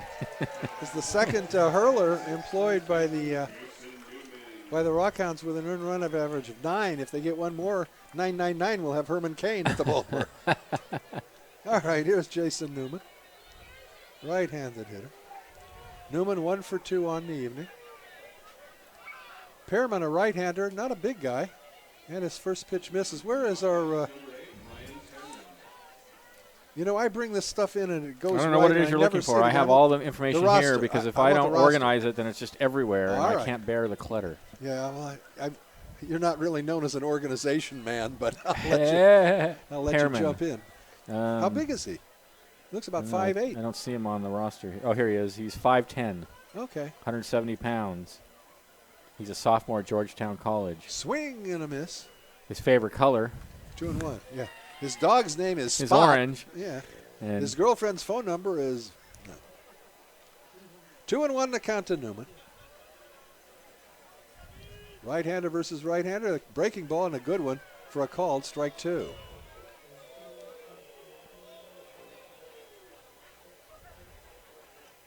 Newman, the 11th batter to come up in the fourth inning for the Crabs. They have put a 9 spot on the board. The next pitch is poked into right center field. The right fielder comes over, dives, and makes a fine running catch. Oh, a good play by Evan Facenda, and he gets a hand from the Crabs crowds as he denies Newman a base hit in right. Nice play by Facenda, 2 down. Here's Newt Johnson. Crabs designated hitter 0 for 2 tonight. He was on as a result of an error earlier this inning, and he came around to score one of the 9 runs plated by the Crabs. Yeah, only 8 of the runs are earned. Oh, well, hey. That's a relief. That's a relief to the starter, Josh Moore. What? We have a fielding chart here for the visiting team with a pitcher, and Josh Moore is crossed out, and Benjamin put down R.I.P. He is so cold and cruel, cruel in ways you cannot really fathom. All right, 1 ball and 2 strikes to count to Newt Johnson. Oh my goodness gracious! 1-2 to Johnson. The pitch. Breaking ball got him swinging. Catcher drops it, throws to first to record the out, and that'll do it for the Crabs. But they come up with 9 runs on how many hits?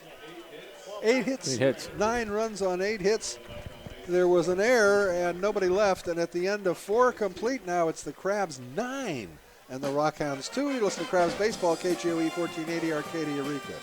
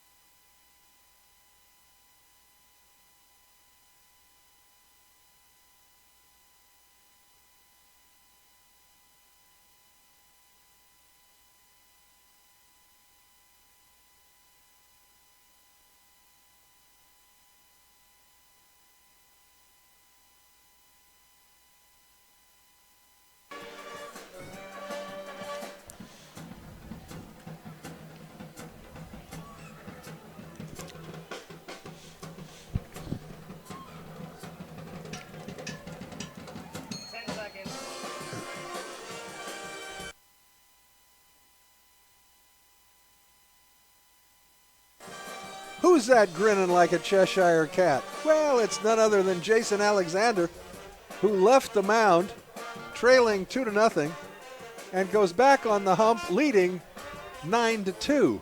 A luxurious 7-run lead. That is a comfortable feeling for the starter, Jason Alexander, as we go into the top of the 5th. And for all the action, everybody's favorite professor, Benjamin Schaefer. Thanks, Hope.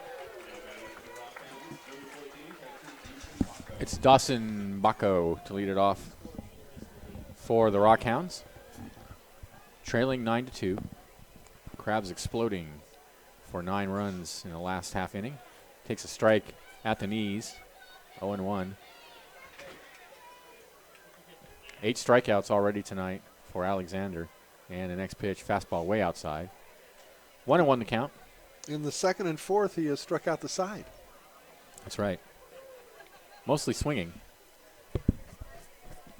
Here's the 1-1. Ooh, in on the hands, and he fouls it away. You know, maybe I'm careless. My score sheet has all of them as swinging strikes. Oh, I could be wrong. I thought the second one in the first inning was looking, and I thought the second one in the fourth inning was looking, but I don't know. You could be right. You may be right.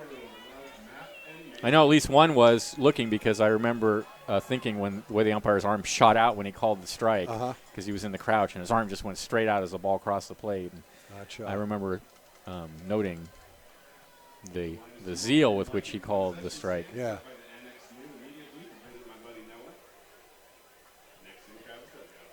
It's 1-2 to Baco. And Denholm was out at the mound just now. So now he's back, and we're ready to continue.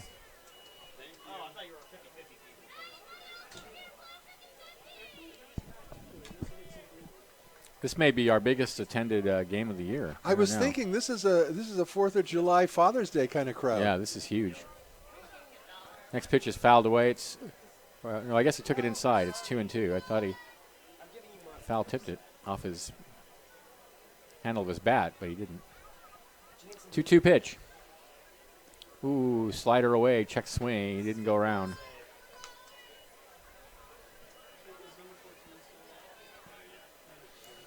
So a full count.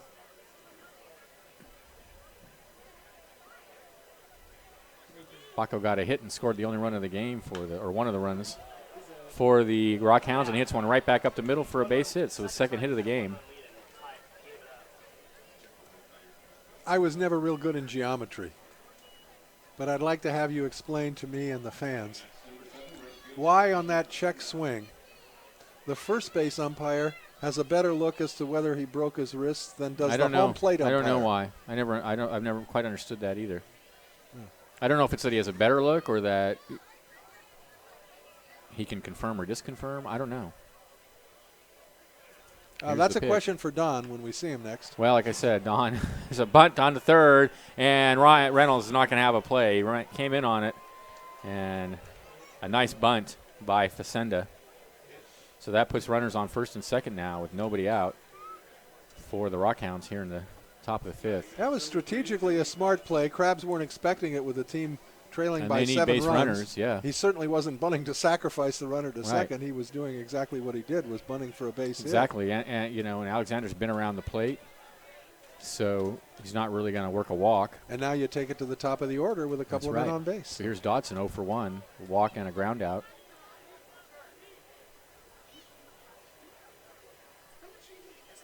Here's the pitch. Fastball misses away. 1-0 the count.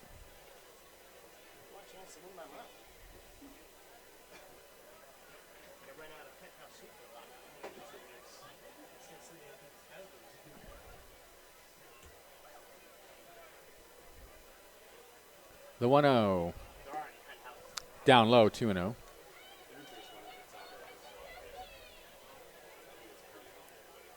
Third base coach flashing some signs out to Dodson. Still early. They have time to get back in it if they can. They can get to Alexander. So far they've been rather unsuccessful, but they got 2 on and nobody out here in the fifth. And the pitch. Fastball misses low again. It's 3-0.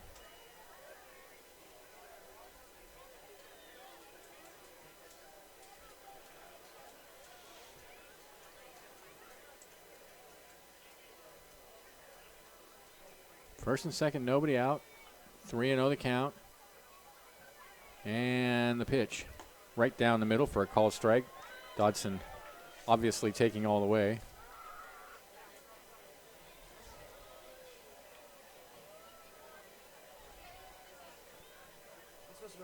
Three and 1. Alexander sets and deals. Fastball on the outside corner to knees. Good pitch. And the count goes full.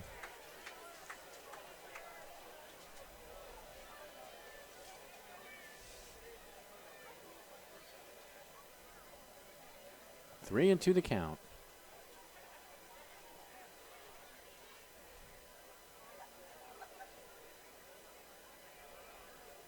And the pitch. Out of play.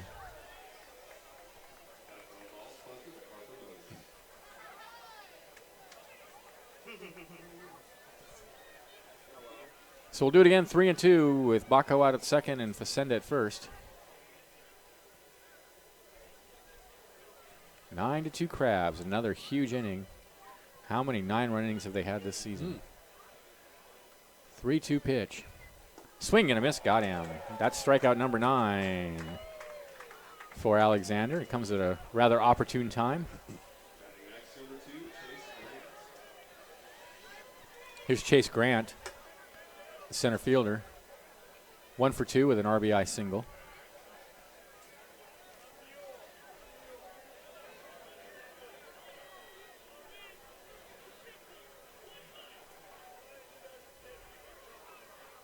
And the pitch. Swing and a miss, took something off and had him out in front on a big swing. Well, that was a big strikeout. You had runners at first and second, nobody out, and a 3-0 count. Yeah. And that's a biggie. The 0-1. Line in the left field for a base hit. Baco has to hold it third. Ball was not hit that hard, just hard enough to get it into shallow left field. But it loads the bases with only one out for Pretty, the second baseman, who has a double already tonight. Yeah, I was going to say, I think this guy's the only guy who's really hit the ball hard off Alexander. They've had a lot of squib hits, infield hits, Texas leaguers, but this guy pasted one. All right, here we go. The base is loaded, only one out. Chance for the Rockhounds to get back in it.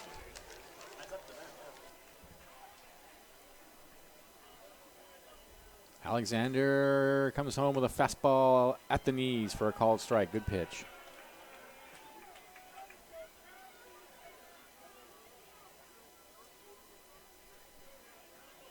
Oh and 1. Baco at third, Facenda at second, Grant at first.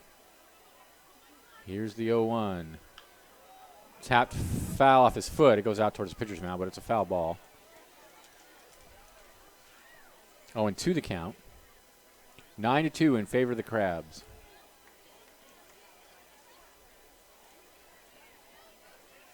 Lights coming on now. Just a gorgeous night, cloudless, cool evening at the Arcata Ballpark.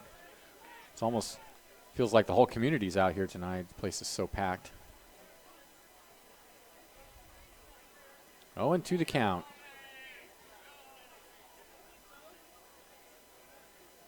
And the pitch.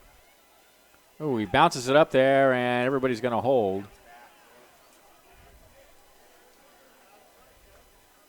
As we've noted a few times, the backstop is very close to home plate here, so a wild pitch generally will not score a runner from third. And no reason to take the chance down 9-2 if you're the Rockhounds. So a ball and 2 strikes, the count to Pretty. He already has an RBI double tonight. And the pitch. Misses high. 2-2.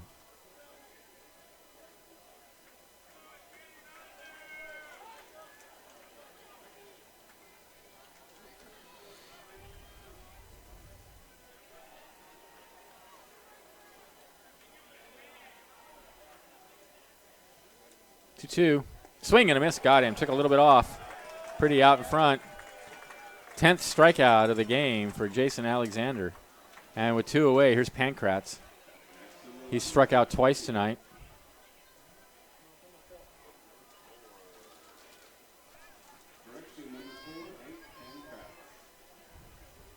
Pankratz, left-handed hitter. Alexander winds and comes home with a fastball down low.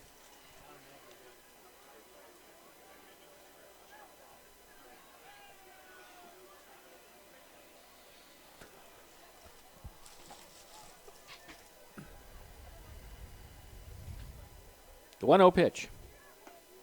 That one's in there on the inside corner. Nice pitch, cut right across the heart of the plate. And it's 1-1.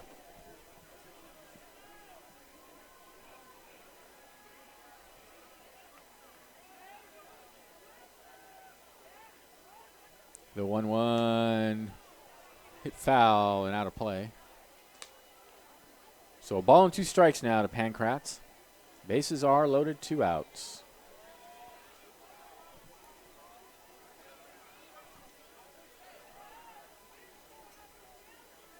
The 1-2. In the dirt, 2-2.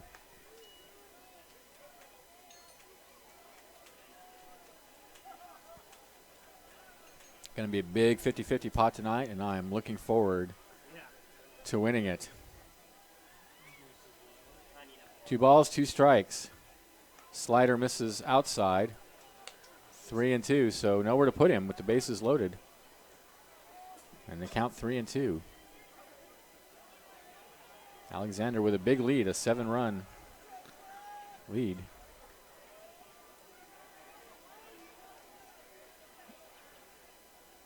Here's the pitch. Runners take off. And that one's hit in a shallow right field. Coming in as Bush. He's not going to get there. It's going to drop for a hit. 2 runs come in. The throw to third is not going to be in time. 9-4 now in favor of the Crabs. Another ball not hit all that hard, just hard enough, but the runners were running. Sounded like it could have been a broken bat. Sure did, yeah. But it's 2 RBI single. And with the and now here comes Giacone out to the mound.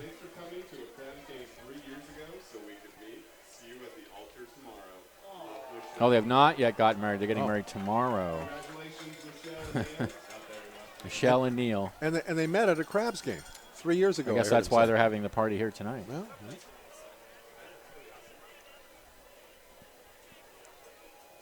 It's easier to meet people here if you're not stuck up in the booth with a bunch of guys. Hey, I'm happily married. I don't want to meet anybody. You're trying to get me in trouble again. It's just amazing. Yeah. All right, Giacone's had his say. He heads back to the dugout. Here's Jed Fagg, the DH. He struck out twice tonight. My personal favorite one. Remember the guy we knew, his last name was Fox. F-A-C-H-T-M-A-N. From the set, Alexander deals a swing and a miss. Had him out in front of the slider. 0-1. Grounded third, Pankratz at first. 9-4 in favor of the Crabs. 4 runs, 7 hits, 3 errors for the Rockhounds. 9 runs, 10 hits, no errors for the Crabs. Here's the 0-1. And that one is in there at the knees. Another breaking pitch for a called strike. Nice pitch. So 0-2. Yeah, he had the last hitter ahead. He was ahead of the last hitter 0-2 and couldn't put him away. Let's see if he can get Fagg here now.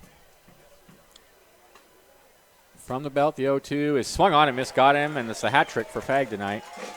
But they get 2 runs on 4 hits. There were no errors and 2 left, and at the end of 4.5, it's the Crabs 9 and the Rockhounds 4. This is Crabs Baseball, 1480 KGOE.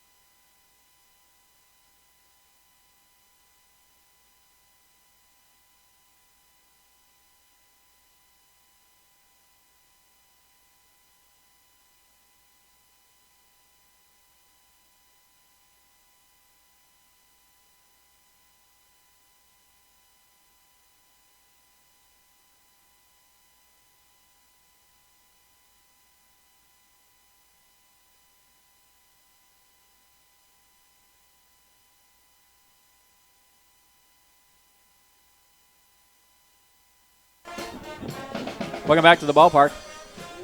Bottom of the 5th inning, it'll be Denholm, Bush, and Reynolds for the Crabs. Hey, before we do that, let's thank Eureka Rubber Stamp. The Eureka Rubber Stamp Company has been in business in Humboldt County since 1954. Locally owned and operated, manufacturing rubber stamps, engravings, vinyl sign, lanyards, novelty items, stencils, and more. New Memorial Rocks are now in stock. They're located at 520 F Street in Eureka. Business hours 8:30 to 5:30 Monday through Friday. And here we go. We're halfway through the contest, and the Crabs up by a 9-4 count. Here's Benjamin. Thanks, Hoke. And Ryan Pearman out on the mound for the Rockhounds, and the first pitch is swung on a miss. It's 0-1 to Denholm. Let's see, I forgot to put Pearman in the game in my computer. He came in after the Home run. home run, right? Yeah. And the next pitch misses away, 1-1.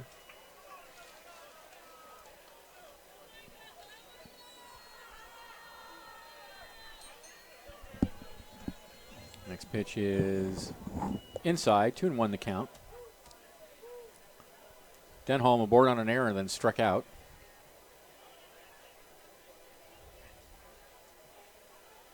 The 2-1 pitch. In the air to left field. Left fielder in his tracks has it for out number 1.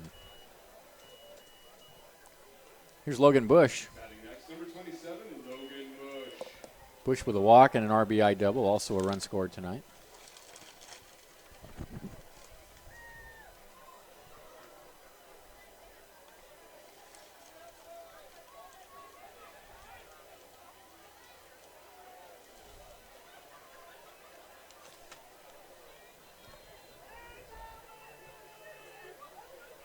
Pearman rocks and comes home, and that's tap foul over towards the Rockhounds dugout.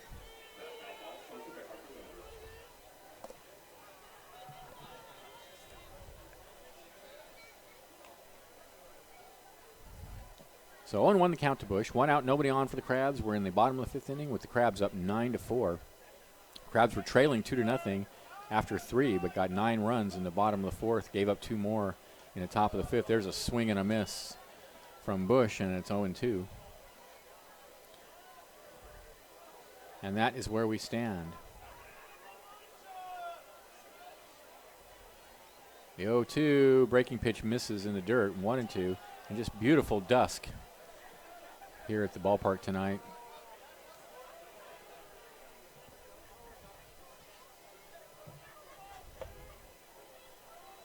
The 1-2. Ooh, that was close. Good take by Bush, and he misses away just outside. 2-2.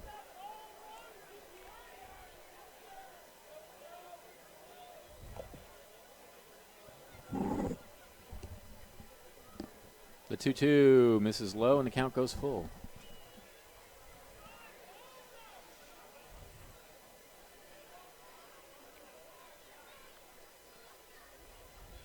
And the next pitch. Oh, we got him to chase it. Bush not happy with himself. Fastball way outside, and Bush went after it. 2 away. Here's Ryan Reynolds. Reynolds grounded out to first unassisted, and then a 2-run home run over the scoreboard in right field. And the first pitch is a breaking pitch in the dirt. 1-0 the count.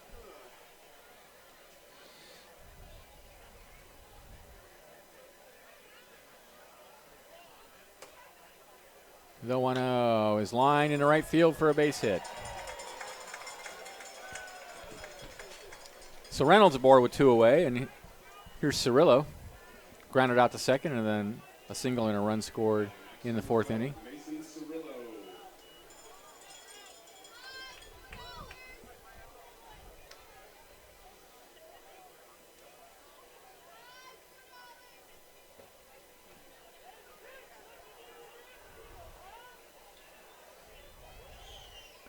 Reynolds with a short lead over first. Here's the pitch. Cirillo shows bunt, and the ball gets away from the catcher, and Reynolds will go down to second on the wild pitch.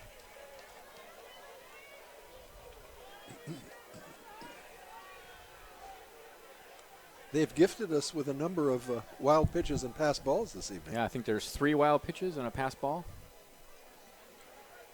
Don't need to sacrifice in those situations. 1-0 the count. Here's the pitch. Fouled against the screen, 1-1. I think it was Wednesday night in that 9th inning win the Crabs had. I think that was a wild pitch was integral to that win because I think Bush scored the winning run, and that's what got him to second.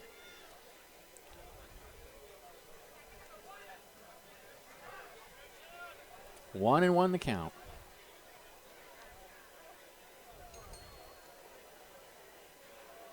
Here's the pitch.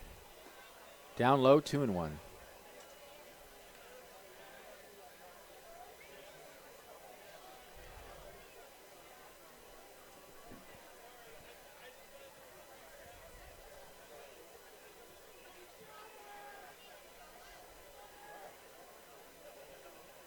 2-1 is popped high in the air to left field. Ambule under it and has it for the third out of the inning. No runs hit, no errors, one left for the Crabs at the end of 5. They're up 9-4. This is exciting Crabs baseball, 1480 KGOE.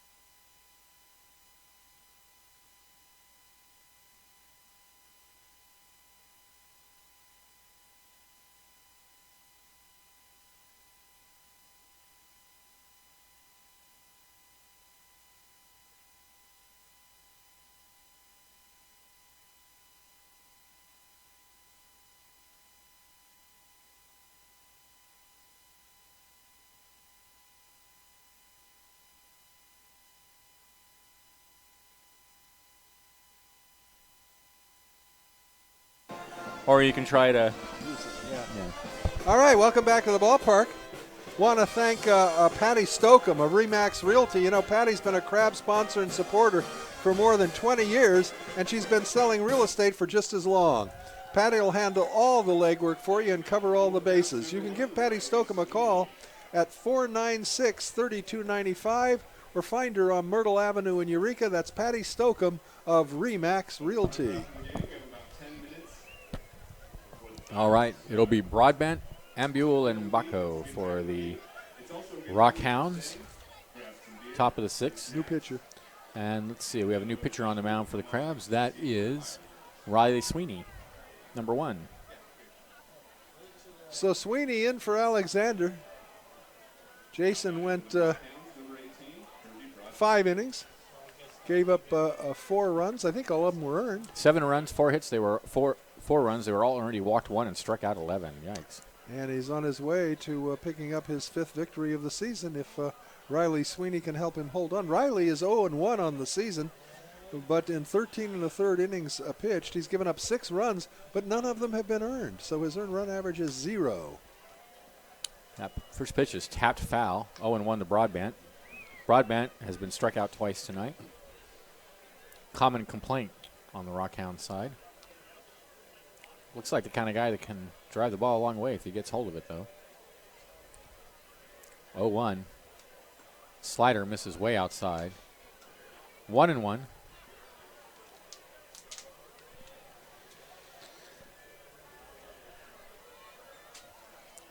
Rockhound's logo is kind of a mean-looking bulldog with a rock. Next pitch misses down low, 2-1. Tyson Fisher looking for his 100th win as the manager of the Humboldt Crabs. And he's got a 5-run cushion at this point. The 2-1 popped high in the air back at second base.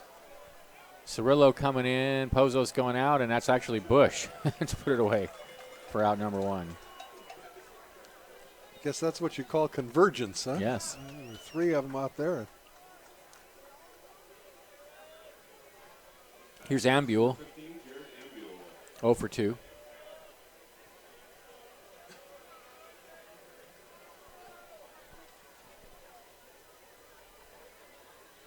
And the first pitch to him is hit in the air to center field. Cirillo, a few steps to his right, has it for out number 2. So the Crabs looking for their 25th season, the win of the season, and manager Tyson Fisher looking for his 100th win as a Crabs manager in his 3rd season at the helm, following a couple of legendary Crabs managers, Shorty Ames and Matt Nutter. Here's Baco, 2 for 2 with a couple of runs scored, and the first pitch to him bounces up there.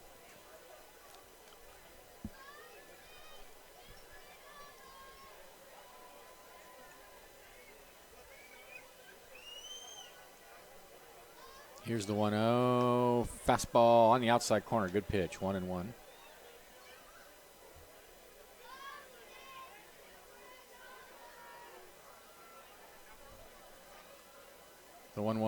And swing and a miss, same spot, 1-2.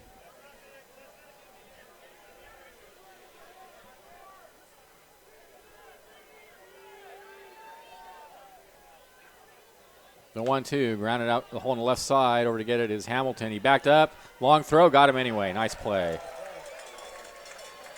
1-2-3 go the Rockhounds in the sixth, trailing 9-4. This is Exciting Crabs Baseball, 1480 KGOE.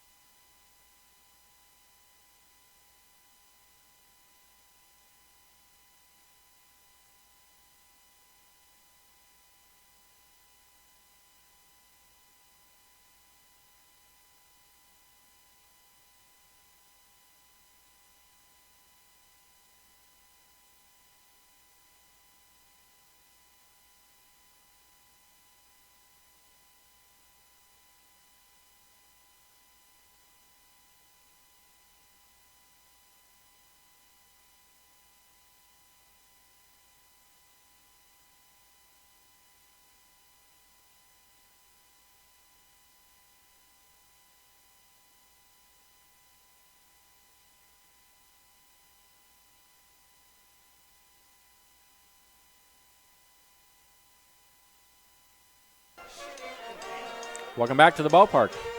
It'll be the top of the order for the Crabs. Hamilton, Pozos, and Outman, leading 9-4. But before you get there, I want to thank True Motion Fitness, a unique approach to movement health, focused on building a stronger, balanced, and stable you so that you can move through life and desired activities with greater enjoyment and efficiency. True Motion Fitness is located at 901 O Street in Arcata. Give them a call at 822-3018. I'm gonna check them out. As a matter of fact, that sounds pretty interesting to me. I'm gonna go check out what their regimen looks like. Good. Yeah. All right. Report back. I'm most certainly will. Double space. 500 words or less. Here's Hamilton. He bunts it out in front of the plate. It's a beauty down the third base line. That is going to be an infield hit as the catcher throws it into right field. Hamilton on his way to second. And that'll be an error on catcher Baco. A beautiful bunt out in home plate. Died on the grass on the left side. Baco picked it up and just airmailed it to first. So it's an infield hit and an error.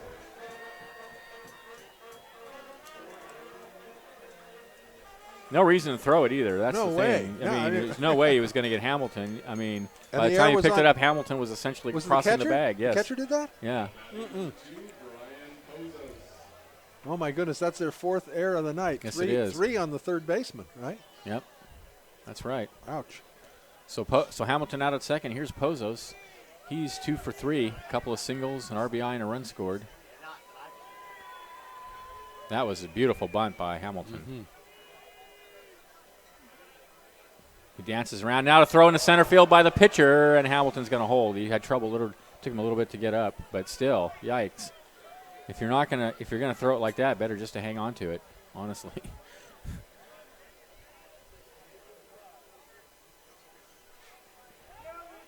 Third baseman still playing behind the bag. Pozos might say, "You think that was a good bunt? Let me show you one, Dave." Really? All right.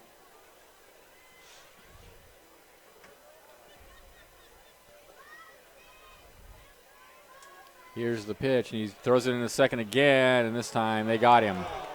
They picked Hamilton off. Well, that was a little better. Yeah, it was a better throw.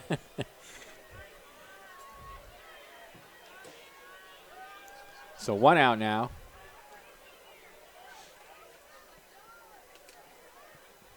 And the pitch to Pozos misses inside. Did it hit him? Nope.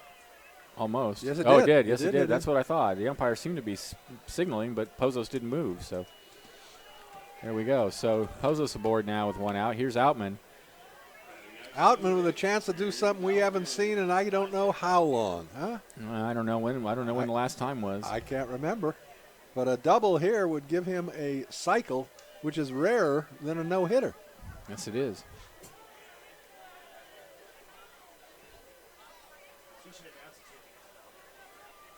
All right.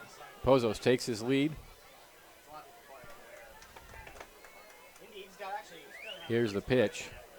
And it gets away from the catcher again. A wild pitch. Throw down the second is not in time. Pozos has advanced. That's a wild pitch, huh? Yeah, I think it bounced. Yeah. Hard to tell from up here sometimes.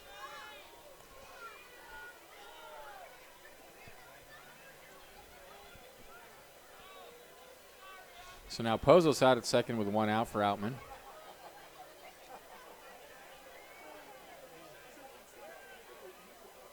And next pitch is in the dirt, 2-0.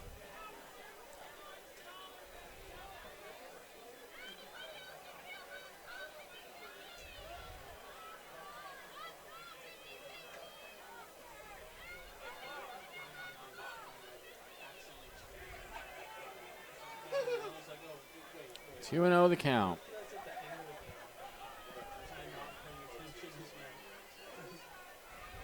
Here's the pitch.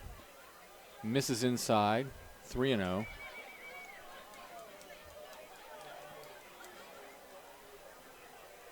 Be swinging now, James, if you like it. I suspect he will be. Yeah. 3-0 the count. Look out at second, and he deals. Ball 4. Ah. No, Oh, called strike strike on the outside corner. Really? Good call, ump. Good call.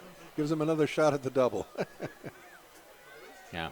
That's a byproduct of a bad call. It's a happy accident. 3-1 the count. Can't argue.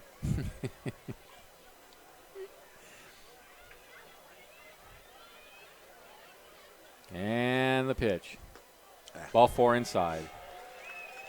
First and second now with 1 out for Jason Newman. Hit into a 6-4-3 double play, an RBI single, and a line out to right field. You know, you look beyond the fence, beyond the tree line, beyond the beautiful hills in the background, and you have a Jimi Hendrix moment. Is that a purple haze or what? Yeah, it's beautiful. Yeah, it's a beautiful night. Wow. At some point tonight, the late gibbous moon will start to rise. Maybe after the ball game, though. But it sure was gorgeous last night. Yes. I was driving from Eureka, Arcata, Eureka last night around midnight, and it was just beautiful out. Here's the pitch. Fastball down low. The runners are going to be, what's going on? Now they're going to have Pozos run down between third. Outman took off for second. Pozos didn't know what he was doing, so headed for third, and now Pozos is out. 2, 6, 5. And Crabs, for whatever reason, I mean, they are having a great season, but their base running stinks. I'm sorry. It just really does. I mean, I don't know what Outman was doing. I have no idea. Obviously forgot that Pozos was at second base. He was 3/4 of the way down to second, and the catcher threw the ball down there, and they got the lead runner wisely. And this isn't like the first time. I mean, this is like a regular occurrence.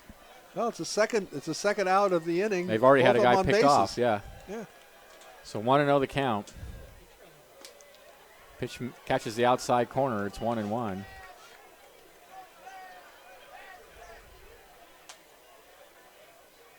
They had a runner try to come home Wednesday night, I think it was, on a play where there was no chance for him to come home. And he got thrown out, obviously. Yeah. 1-1 pitch. Breaking pitch misses in the dirt. Blocked nicely by Baco.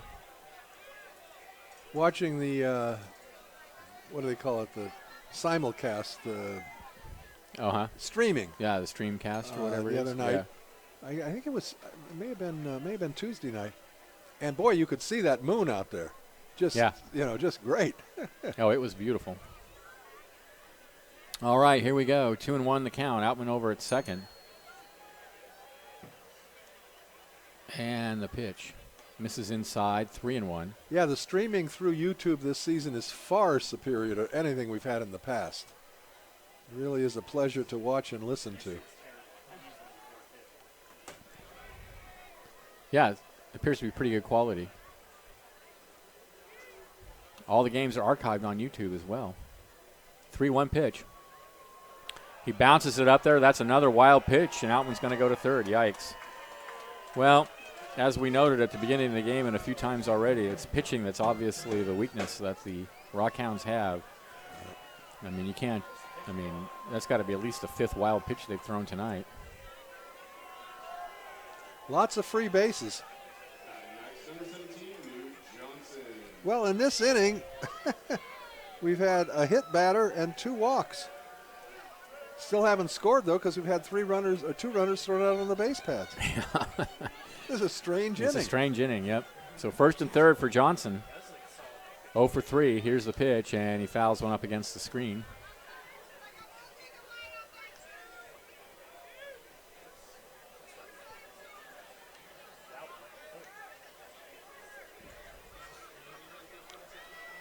Oh, and 1 the count. Newman takes his lead. Here's the pitch. High pop up on the infield. Shortstop Dodson calling for it. He's under it and has it for the final out of the inning. It was a strange inning. No runs, a hit, an error, 2 left. And at the end of 6, Crabs up 9-4. This is Strange Crabs Baseball, 1480 KGOE.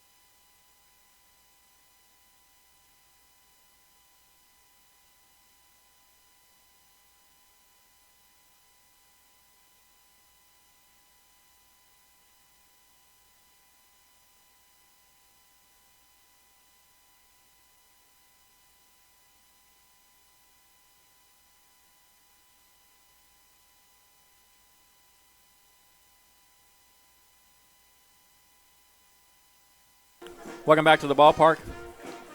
Top of the 7th inning, it'll be Facenda, Dodson, and Grant for the Rockhounds. Riley Sweeney out for his 2nd inning of work. 4 runs, 7 hits, 4 errors for the Rockhounds. 9 runs, 12 hits, no errors for the Crabs.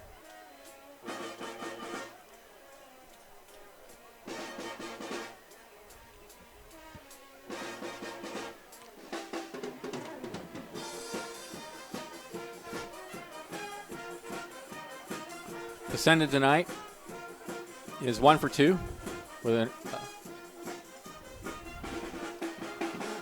All right, here we go.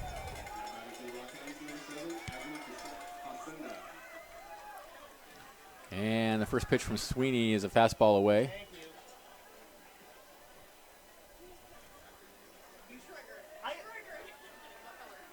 The 1-0 misses way outside, 2-0.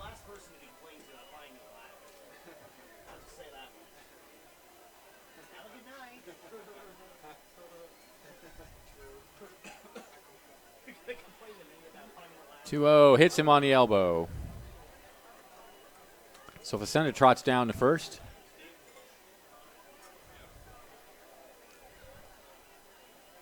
And that'll bring Dodson to the bat. Dodson, the leadoff hitter. 0 for 2 with a walk and a run scored.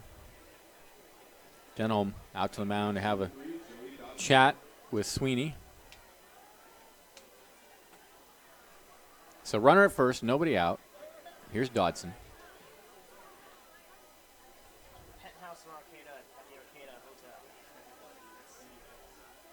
Here's the pitch. Misses away. It's 1-0. What are they saying? Are they calling a balk? They're calling a balk now on Sweeney. So now we'll move Facenda over to second.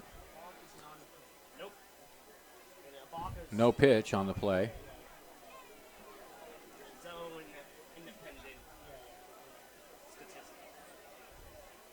Now a lookout at second. He steps off.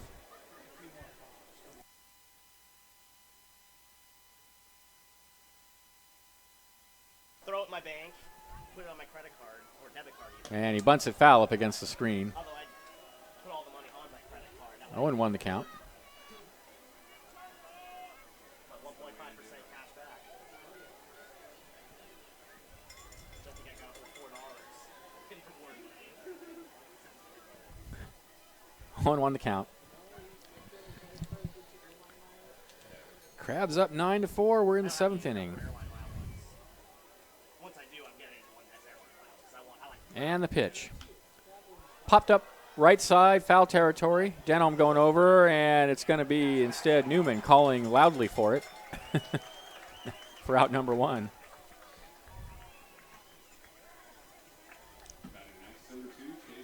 Here's Chase Grant, the center fielder. He's 2 for 3 with an RBI single. Left-handed hitter. Facenda out at second, 1 out. First of a 3-game series with the Rockhounds, the Rally Factory Rockhounds. I don't know what a Rally Factory is. Here's a pitch. And that's a little looper out towards short, and Hamilton has it for out number 2. I guess the point is they manufacture rallies, get it? It's the Rally Factory. I kind of like that.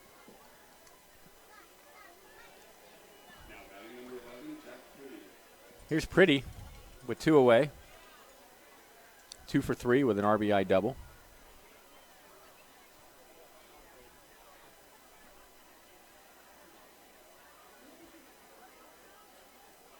Here's the pitch.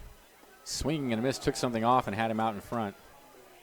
0-1 the count. A huge crowd here at the Arcata Ballpark tonight. Not only is it firework night, which of course attracts a lot of people, it's a Friday night, which always attracts a lot of people, and there's a wedding party out in left field. Maybe the biggest attended night of the year. We'll see. 0-1 the count. Here's the pitch. Breaking pitch rides high. 1-1.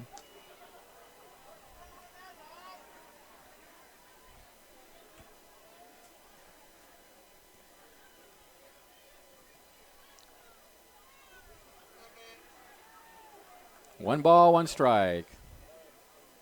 Here's the pitch. Down low, 2-1.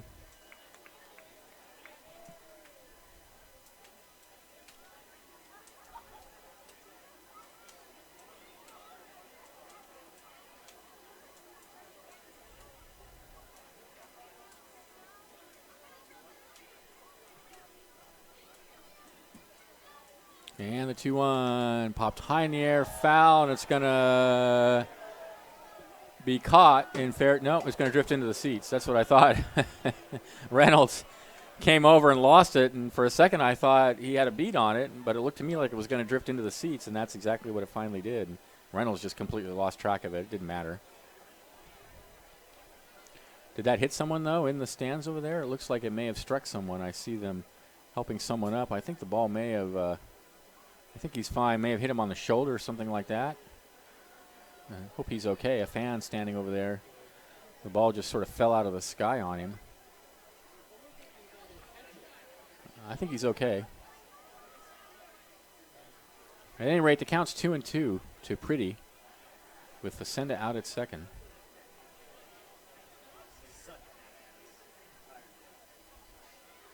Crabs with a 5-run lead here in the top of the 7th inning.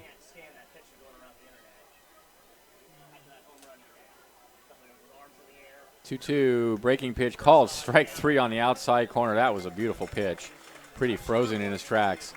No runs, no hits, no errors, a runner left, and at the end of 6.5, it's 9-4 in favor of the Crabs. This is exciting Crabs baseball, 1480 KGOE.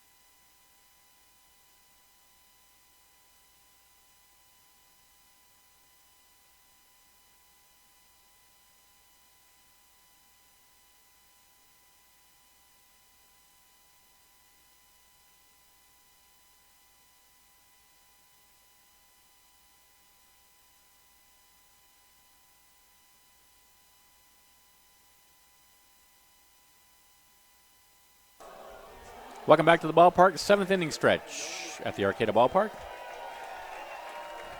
A lovely rendition of Take Me Out to the Ball Game by the Crabgrass Band and the staff.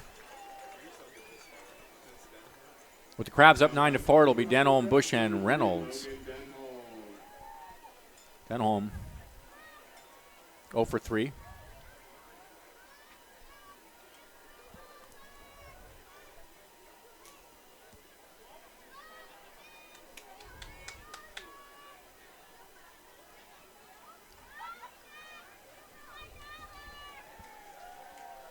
Ryan Pearman still out on the mound for the Rockhounds, and the first pitch is hit high in the air in foul territory behind first base. The first baseman calling for it, and Broadbent has it for out number 1. So 1 pitch, 1 out here in the 7th. Here's Logan Bush. Bush has a walk, an RBI double, a run scored, and a strikeout tonight. Batting next to the Humboldt Crabs, number 27, Logan Bush.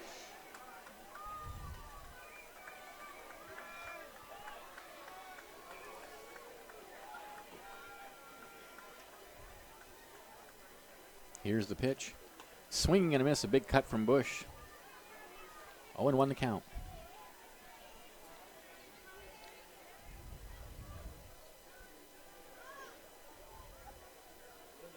The 0-1 misses down low. Oh, no, catch it. He called a ball or strike? I guess he called it a strike at the knees. 0-2.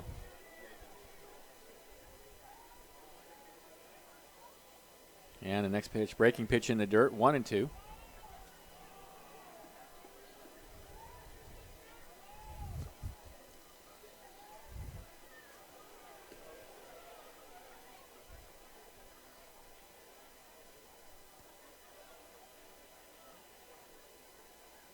Here's the 1-2 pitch. In the air to center field. Grant camped under it, and he has it for out number 2.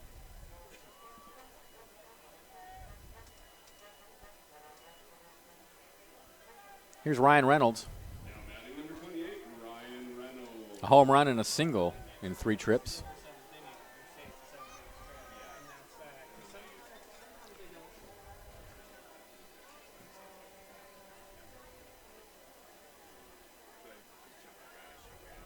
Here's the pitch. Breaking pitch misses high. It's 1-0.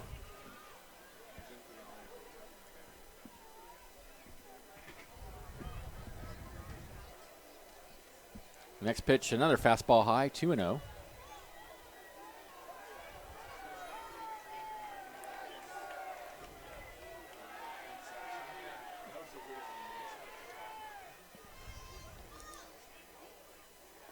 The 2-0 misses down low. 3-0.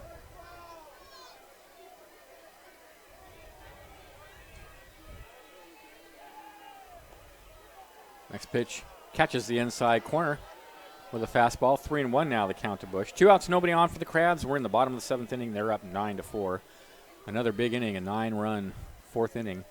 And that one's hit foul down the left field line. That's going to go into the wedding party area.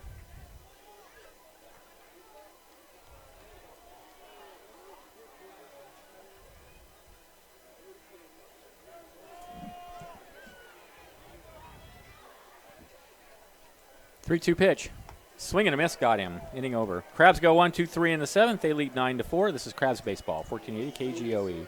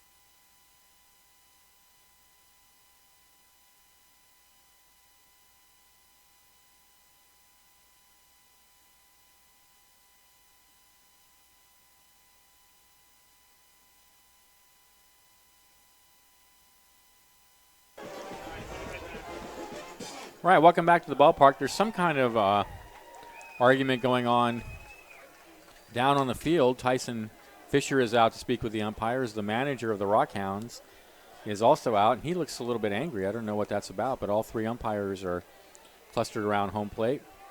And so I'm not sure what the conversation's about, but or even if it is a conflict. I don't know. No idea what that was about. Meanwhile, new pitcher on the mound for the Crabs. It's Reed Fanenstein.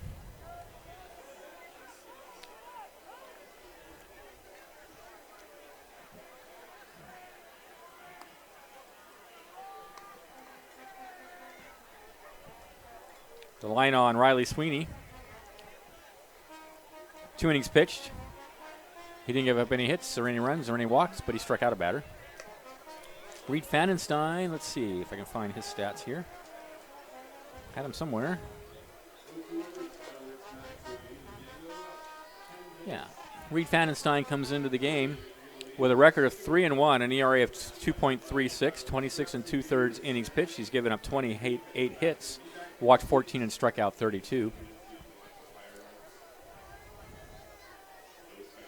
It'll be Pankratz, Fag, and Broadbent for the Rockhounds here in the top of the 8th inning. Fanenstein rocks and deals a fastball high, 1-0 to Pankratz. Pankratz tonight has struck out twice and then a 2-run single in his last at bat. Here's the 1-0. Ground ball in the hole on the right side, backhanded by Newman. Throw to the pitcher, covering, beautifully executed. Nice play all the way around there. One away.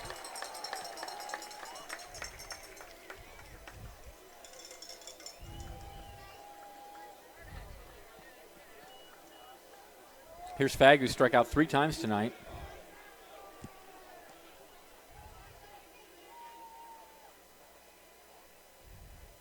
Into the windup, the pitch is swung on and missed, 0-1. A big cut.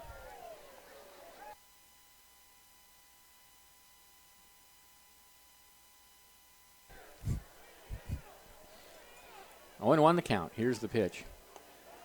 In there for a called strike at the knees, 0-2, and the last thing he wants to do is strike out one more time tonight. He's already got the hat trick. I think the next one's the golden sombrero. Am I correct about that? The 0-2 fouled up against the screen.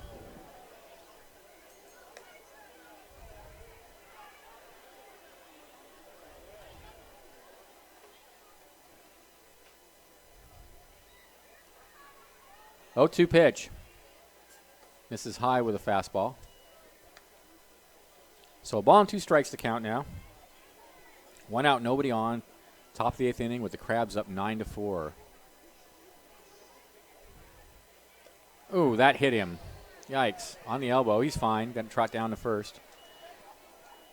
But when you're ahead of a guy who's already struck out 3 times tonight, you're ahead of him.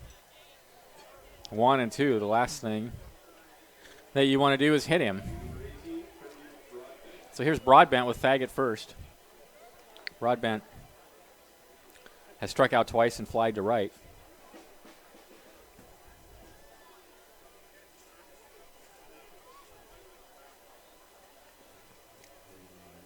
Fanenstein sets, and there's a fastball that misses high.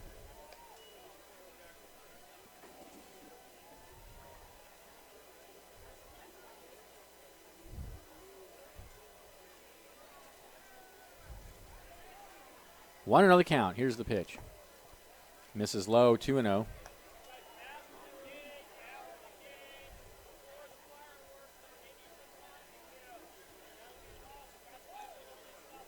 Two balls, no strikes to count. Here's the pitch. Swing and a miss, a big cut there from Broadbent, and it's 2-1.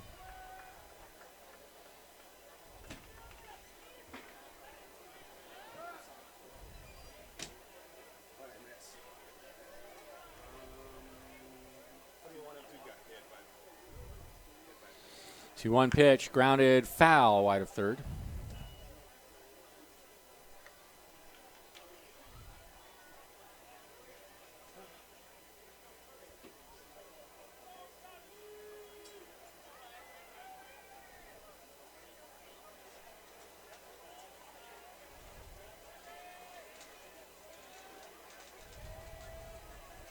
From the set, Fanenstein deals. Swung and a miss, got him. Took something off on a slider and had him out in front. 2 away. Here's Ambule, the left fielder. Ambule tonight is 0 for 3.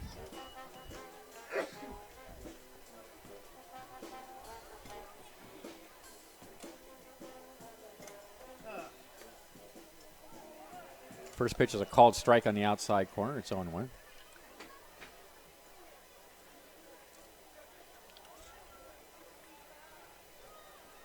Runner takes his lead. And there's tap foul up against the backstop. No balls, 2 strikes to count.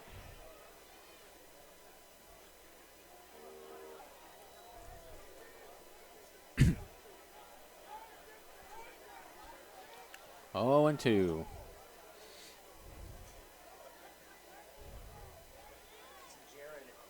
And the next pitch is grounded foul.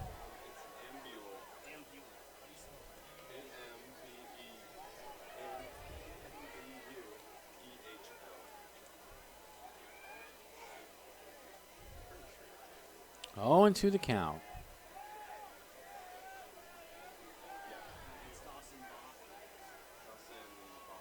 Here's the pitch. Line into center field. That's going to drop for a base hit. Fag will hold at second. And with first and second, here's Baco. He's 2 for 3 tonight. 2 away. 9-4 in favor of the Crabs. Rockhounds trying to get back in it.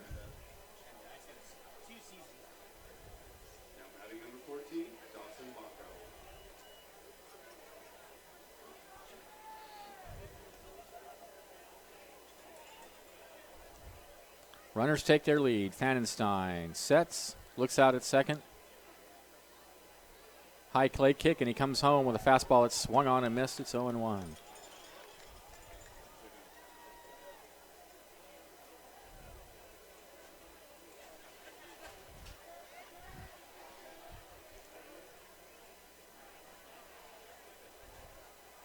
The 0-1 slider on the outside corner for a called strike. 0-2. Nice.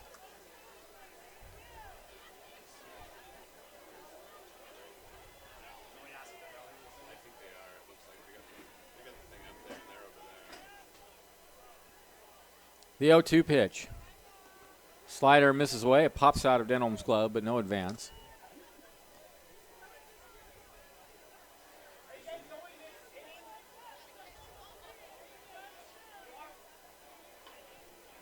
A ball and 2 strikes to count. Okay, good. And the 1-2. Swing and miss. Got him. Inning over. No runs, a hit. There were no errors and 2 left. And at the end of 7.5, it's 9-4 in favor of the Crabs. This is exciting Crabs baseball. 1480 KGOE.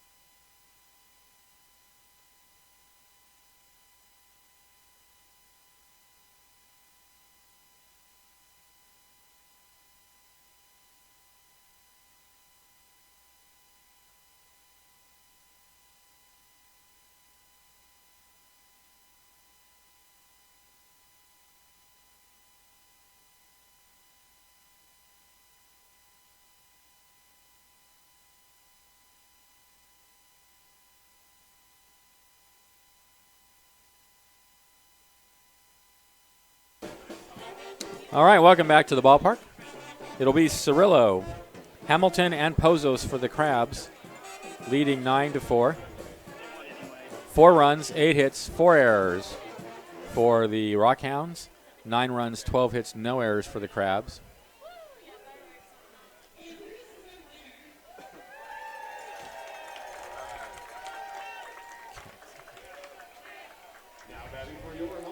Cirillo tonight is 1 for 3 with a single and a run scored.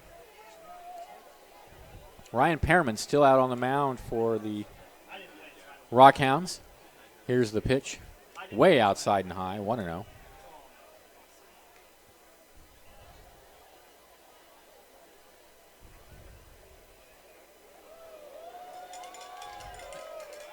A 1-0 fouled up against the screen, 1-1 the count.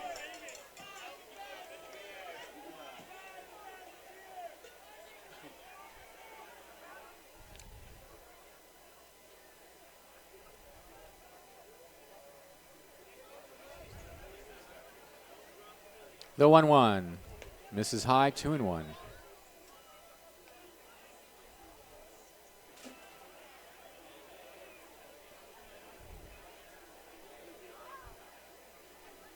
Two-one pitch. Down low, 3-1. Bottom of the 8th inning. Crabs with a 5-run lead. Got all the runs in one inning. It's a common narrative this season at the ballpark. There's a ground ball right back up the middle, fielded by the shortstop behind the bag. Throw to first. A nice play in time to get Cirillo. Well done by Joey Dodson.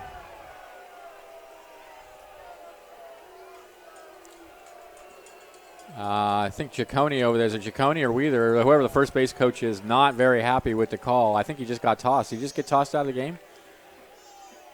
I think he did. It was a close play at first. And that was Bersinger just got tossed out of the game. And so, yep, he will be replaced by Giacone, I guess. I think it's Giacone going over to first. Oh, well, it was a very close play at first. Hard to tell from here. With one out, here's Hamilton. 2 for 4 tonight.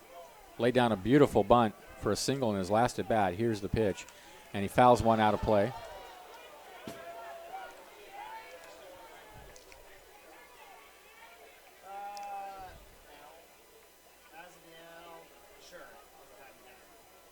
The 0-1 pitch. Fastball misses low, 1-1.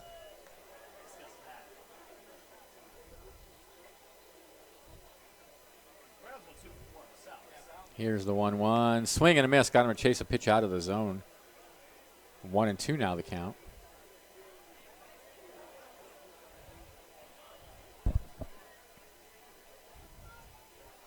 And the pitch. Breaking pitch. Slash foul over towards the Rockhounds dugout and off the screen.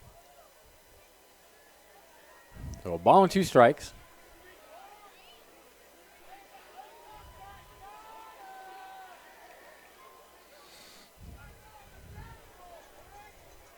And the pitch. Grounded foul wide of first.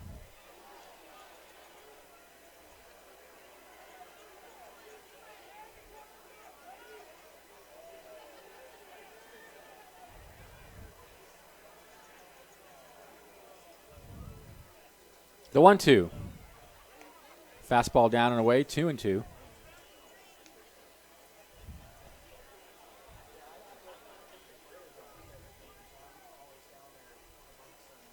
And the 2-2 in there for called strike 3 on the inside corner. That'll be all for Hamilton. And with 2 outs, here's Brian Pozos. 2 for 3 with an RBI and a run scored. Crabs have 12 hits.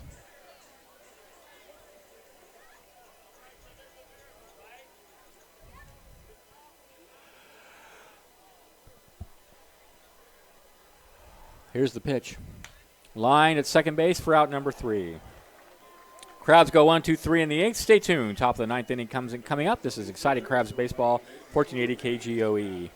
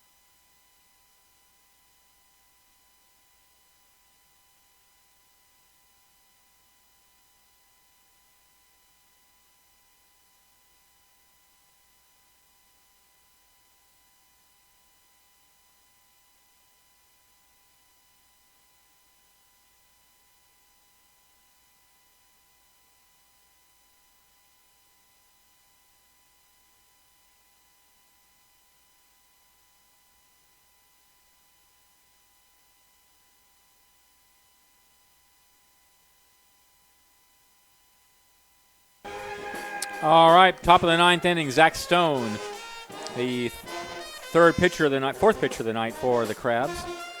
Stone comes in with a record of 0-1, an ERA of 1.46, 12 and 1/3 innings pitched. He's given up 8 hits, given up two earned runs, walked 6, and struck out 14. It'll be Facenda, Dodson, and Grant scheduled to bat for the Rockhounds, trailing by 5 runs. The Crabs looking for their 25th win of the season against 11 losses and the 100th win for manager Tyson Fisher in his tenure as the Crabs. Actually, I don't think he's considered the manager. He's considered the head coach. But at any rate, an important achievement. So here we go, Facenda to lead it off. Facenda is 1 for 2 with a run scored. About 20 minutes after the game, there'll be fireworks here at the ballpark. The first pitch is a fastball in there on the inside corner for a called strike. So if you're in the Arcata neighborhood, you might want to come around and check out the fireworks. 0-1 the count. Fastball in there at the knees, and it's quickly 0-2. These two teams will meet again tomorrow night, 7 o'clock. Hoke and I will be here to bring you all the action. Here's the pitch. Ooh, a wicked breaking pitch, foul tip. Denholm couldn't hold on, but that was nasty. That really broke.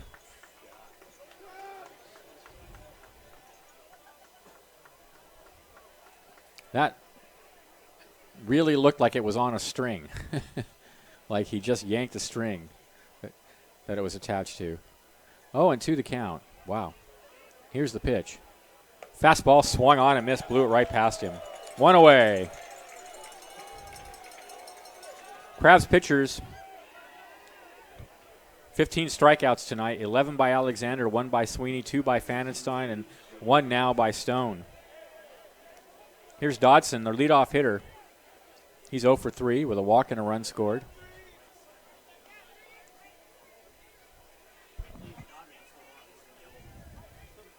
Here's the windup and the pitch. Swing and a miss to the fastball. 0-1.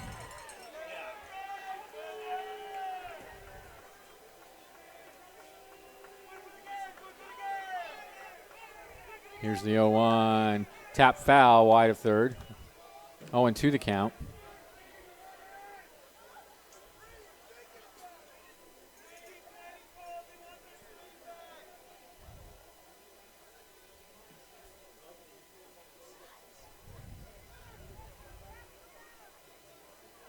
No balls, 2 strikes. Here's the pitch. Oh, slider called, strike 3 right over the heart of the plate. Whoa. 2 away.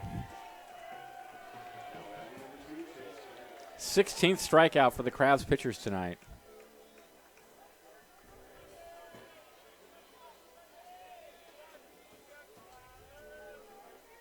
So it'll be up to Grant, the center fielder. He has a tapper out to second base.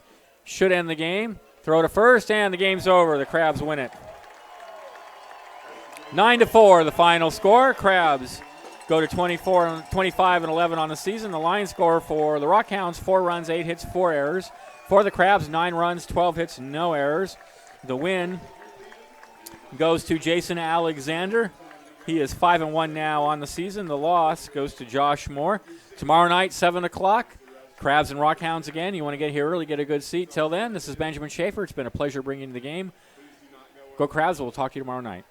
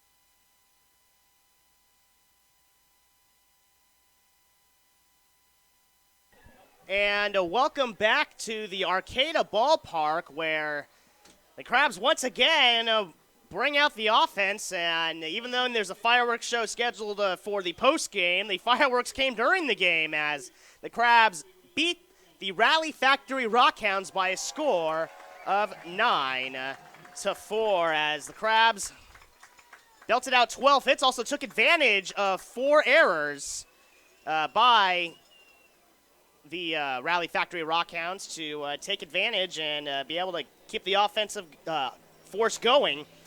Crabs got all of the runs in the 4th inning. All the runs in the 4th inning, as otherwise they were held scoreless, but 9 runs in that 4th inning was what they needed to come back from what was a 2-0 deficit at the time, and they were able to have plenty of offense to come out with the win. So Ryan Reynolds coming up to join us, as we were going to get into the recap in just a bit, but Ryan Reynolds out of the University of Texas, so coming a long way out here to the West Coast to play for the Crabs, and had himself a nice game, including that home run over the scoreboard. We don't see that too often. Over this, not when we see balls hit off the scoreboard, but over it. That takes a lot of power, and really what worked for so well for you tonight? Oh, I just want to say thanks to Coach Wheeler for working with me in the cages. Just been working on a lot of things in my mechanics and just in my approach to the plate.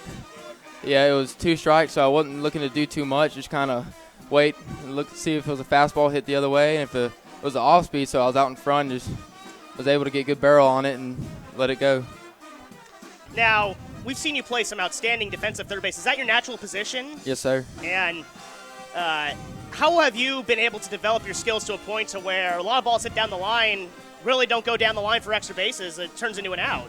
Just every day during early work, just Newt and Perry just out there working with me.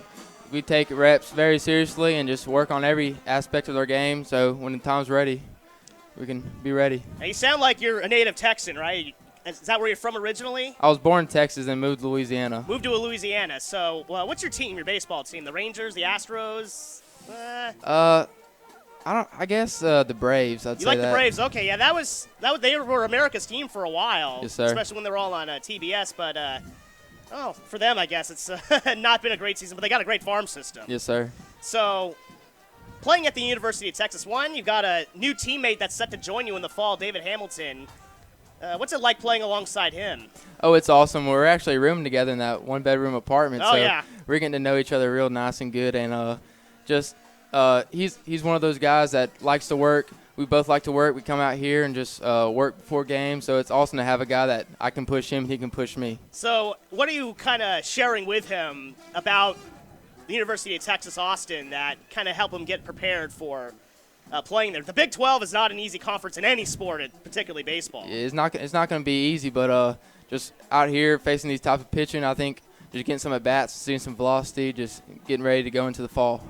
You guys get to play a lot of your games on national TV with the Longhorn Network, so if any of the fans listening actually get that channel, Hamilton and Ryan Reynolds get to see play a bunch of games. So what are you looking forward to about your next upcoming season?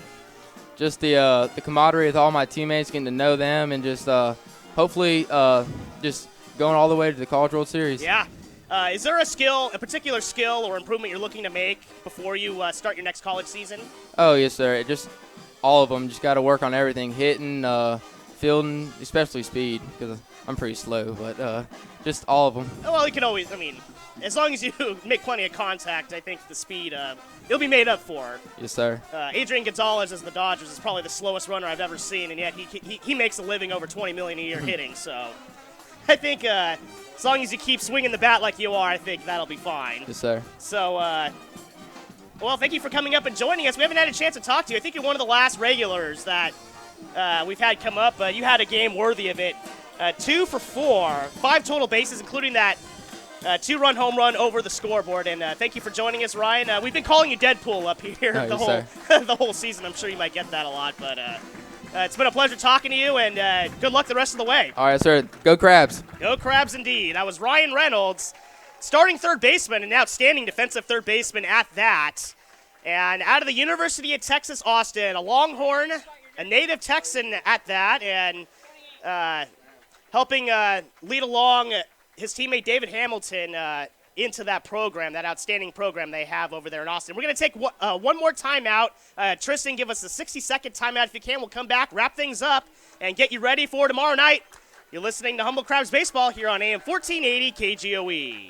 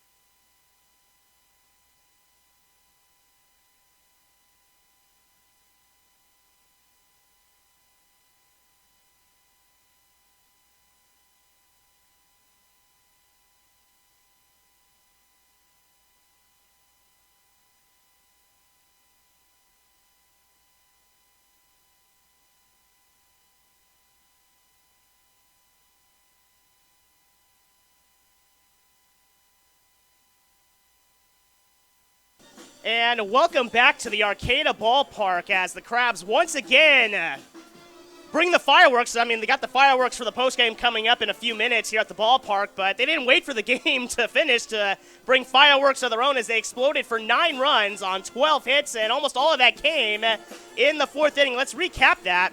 The Crabs were down 2-0. The Rally Factory Rockhounds got their first 2 runs in the 3rd inning. With 1 out, Dawson Baco led off with, or hit a single, I should say, advanced on a wild pitch. And after a walk to Joey Dodson, an RBI single by Chase Grant, followed by an RBI double by Jack Pretty, made it 2-0 after the 2nd inning. But then the Crabs in that 4th inning, they didn't just get 1, they didn't just get 2 to tie it up, they didn't even just take a lead by 1. They got 9 runs in that 4th inning. James Outman started things off with a triple, and then was brought in on Jason Newman's RBI single. Newt Johnson then came up after that, hit a ball right through the legs of the Rockhounds third baseman Hank Prankintitz. So, it's actually Prankantz, excuse me. Prankantz, the third baseman, had to go through his legs. That allowed a couple of runs to come in.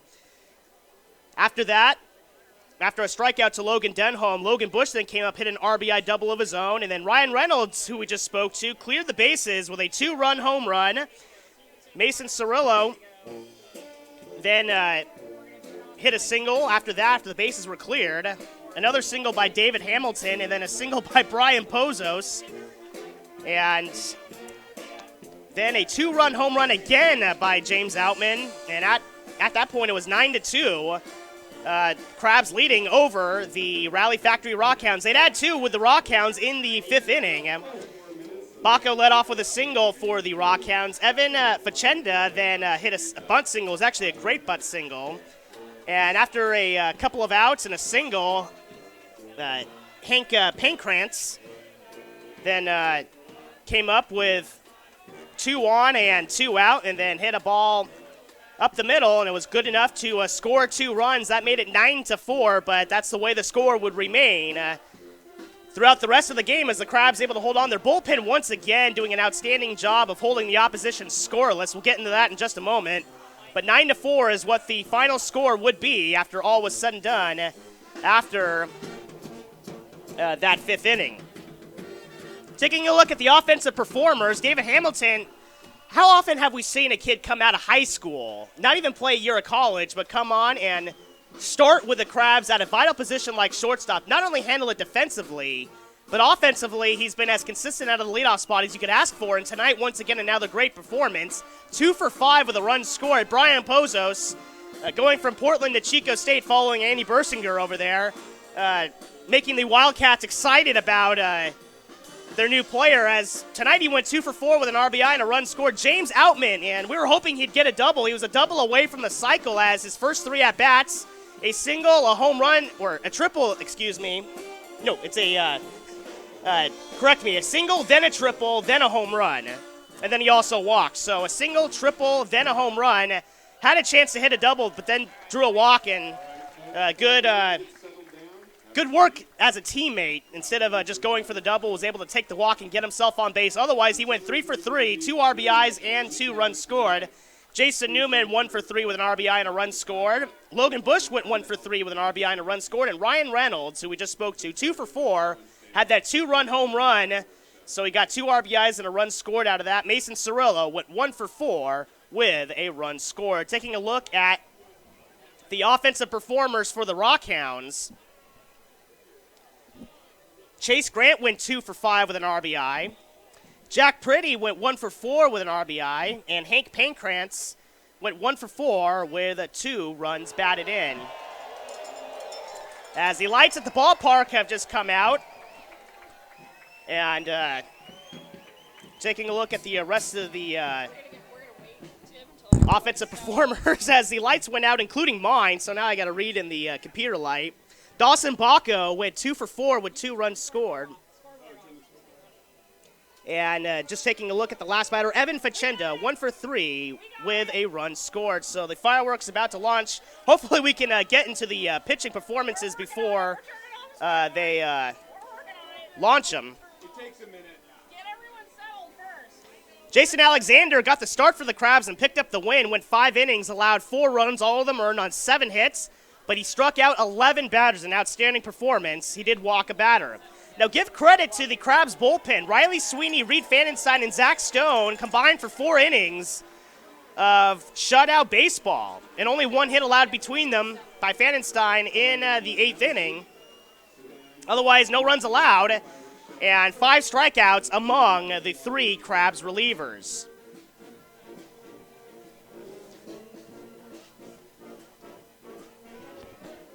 And taking a look at the pitching performances by the Rally Factory Rockhounds, Josh Moore got the start. And he was knocked around a bit, at least in that 5th inning. Looked like he was pitching pretty well up until that 5th inning, but otherwise went 3 1/3 innings, allowed 9 runs on 8 of them earned on 10 hits with a strikeout and a walk, and finishing up in relief was Ryan Perman, and Perman went 4 2/3, allowing only 2 hits, no runs, had 4 strikeouts and 2 walks. So the Rockhounds 2 runs in the 3rd inning.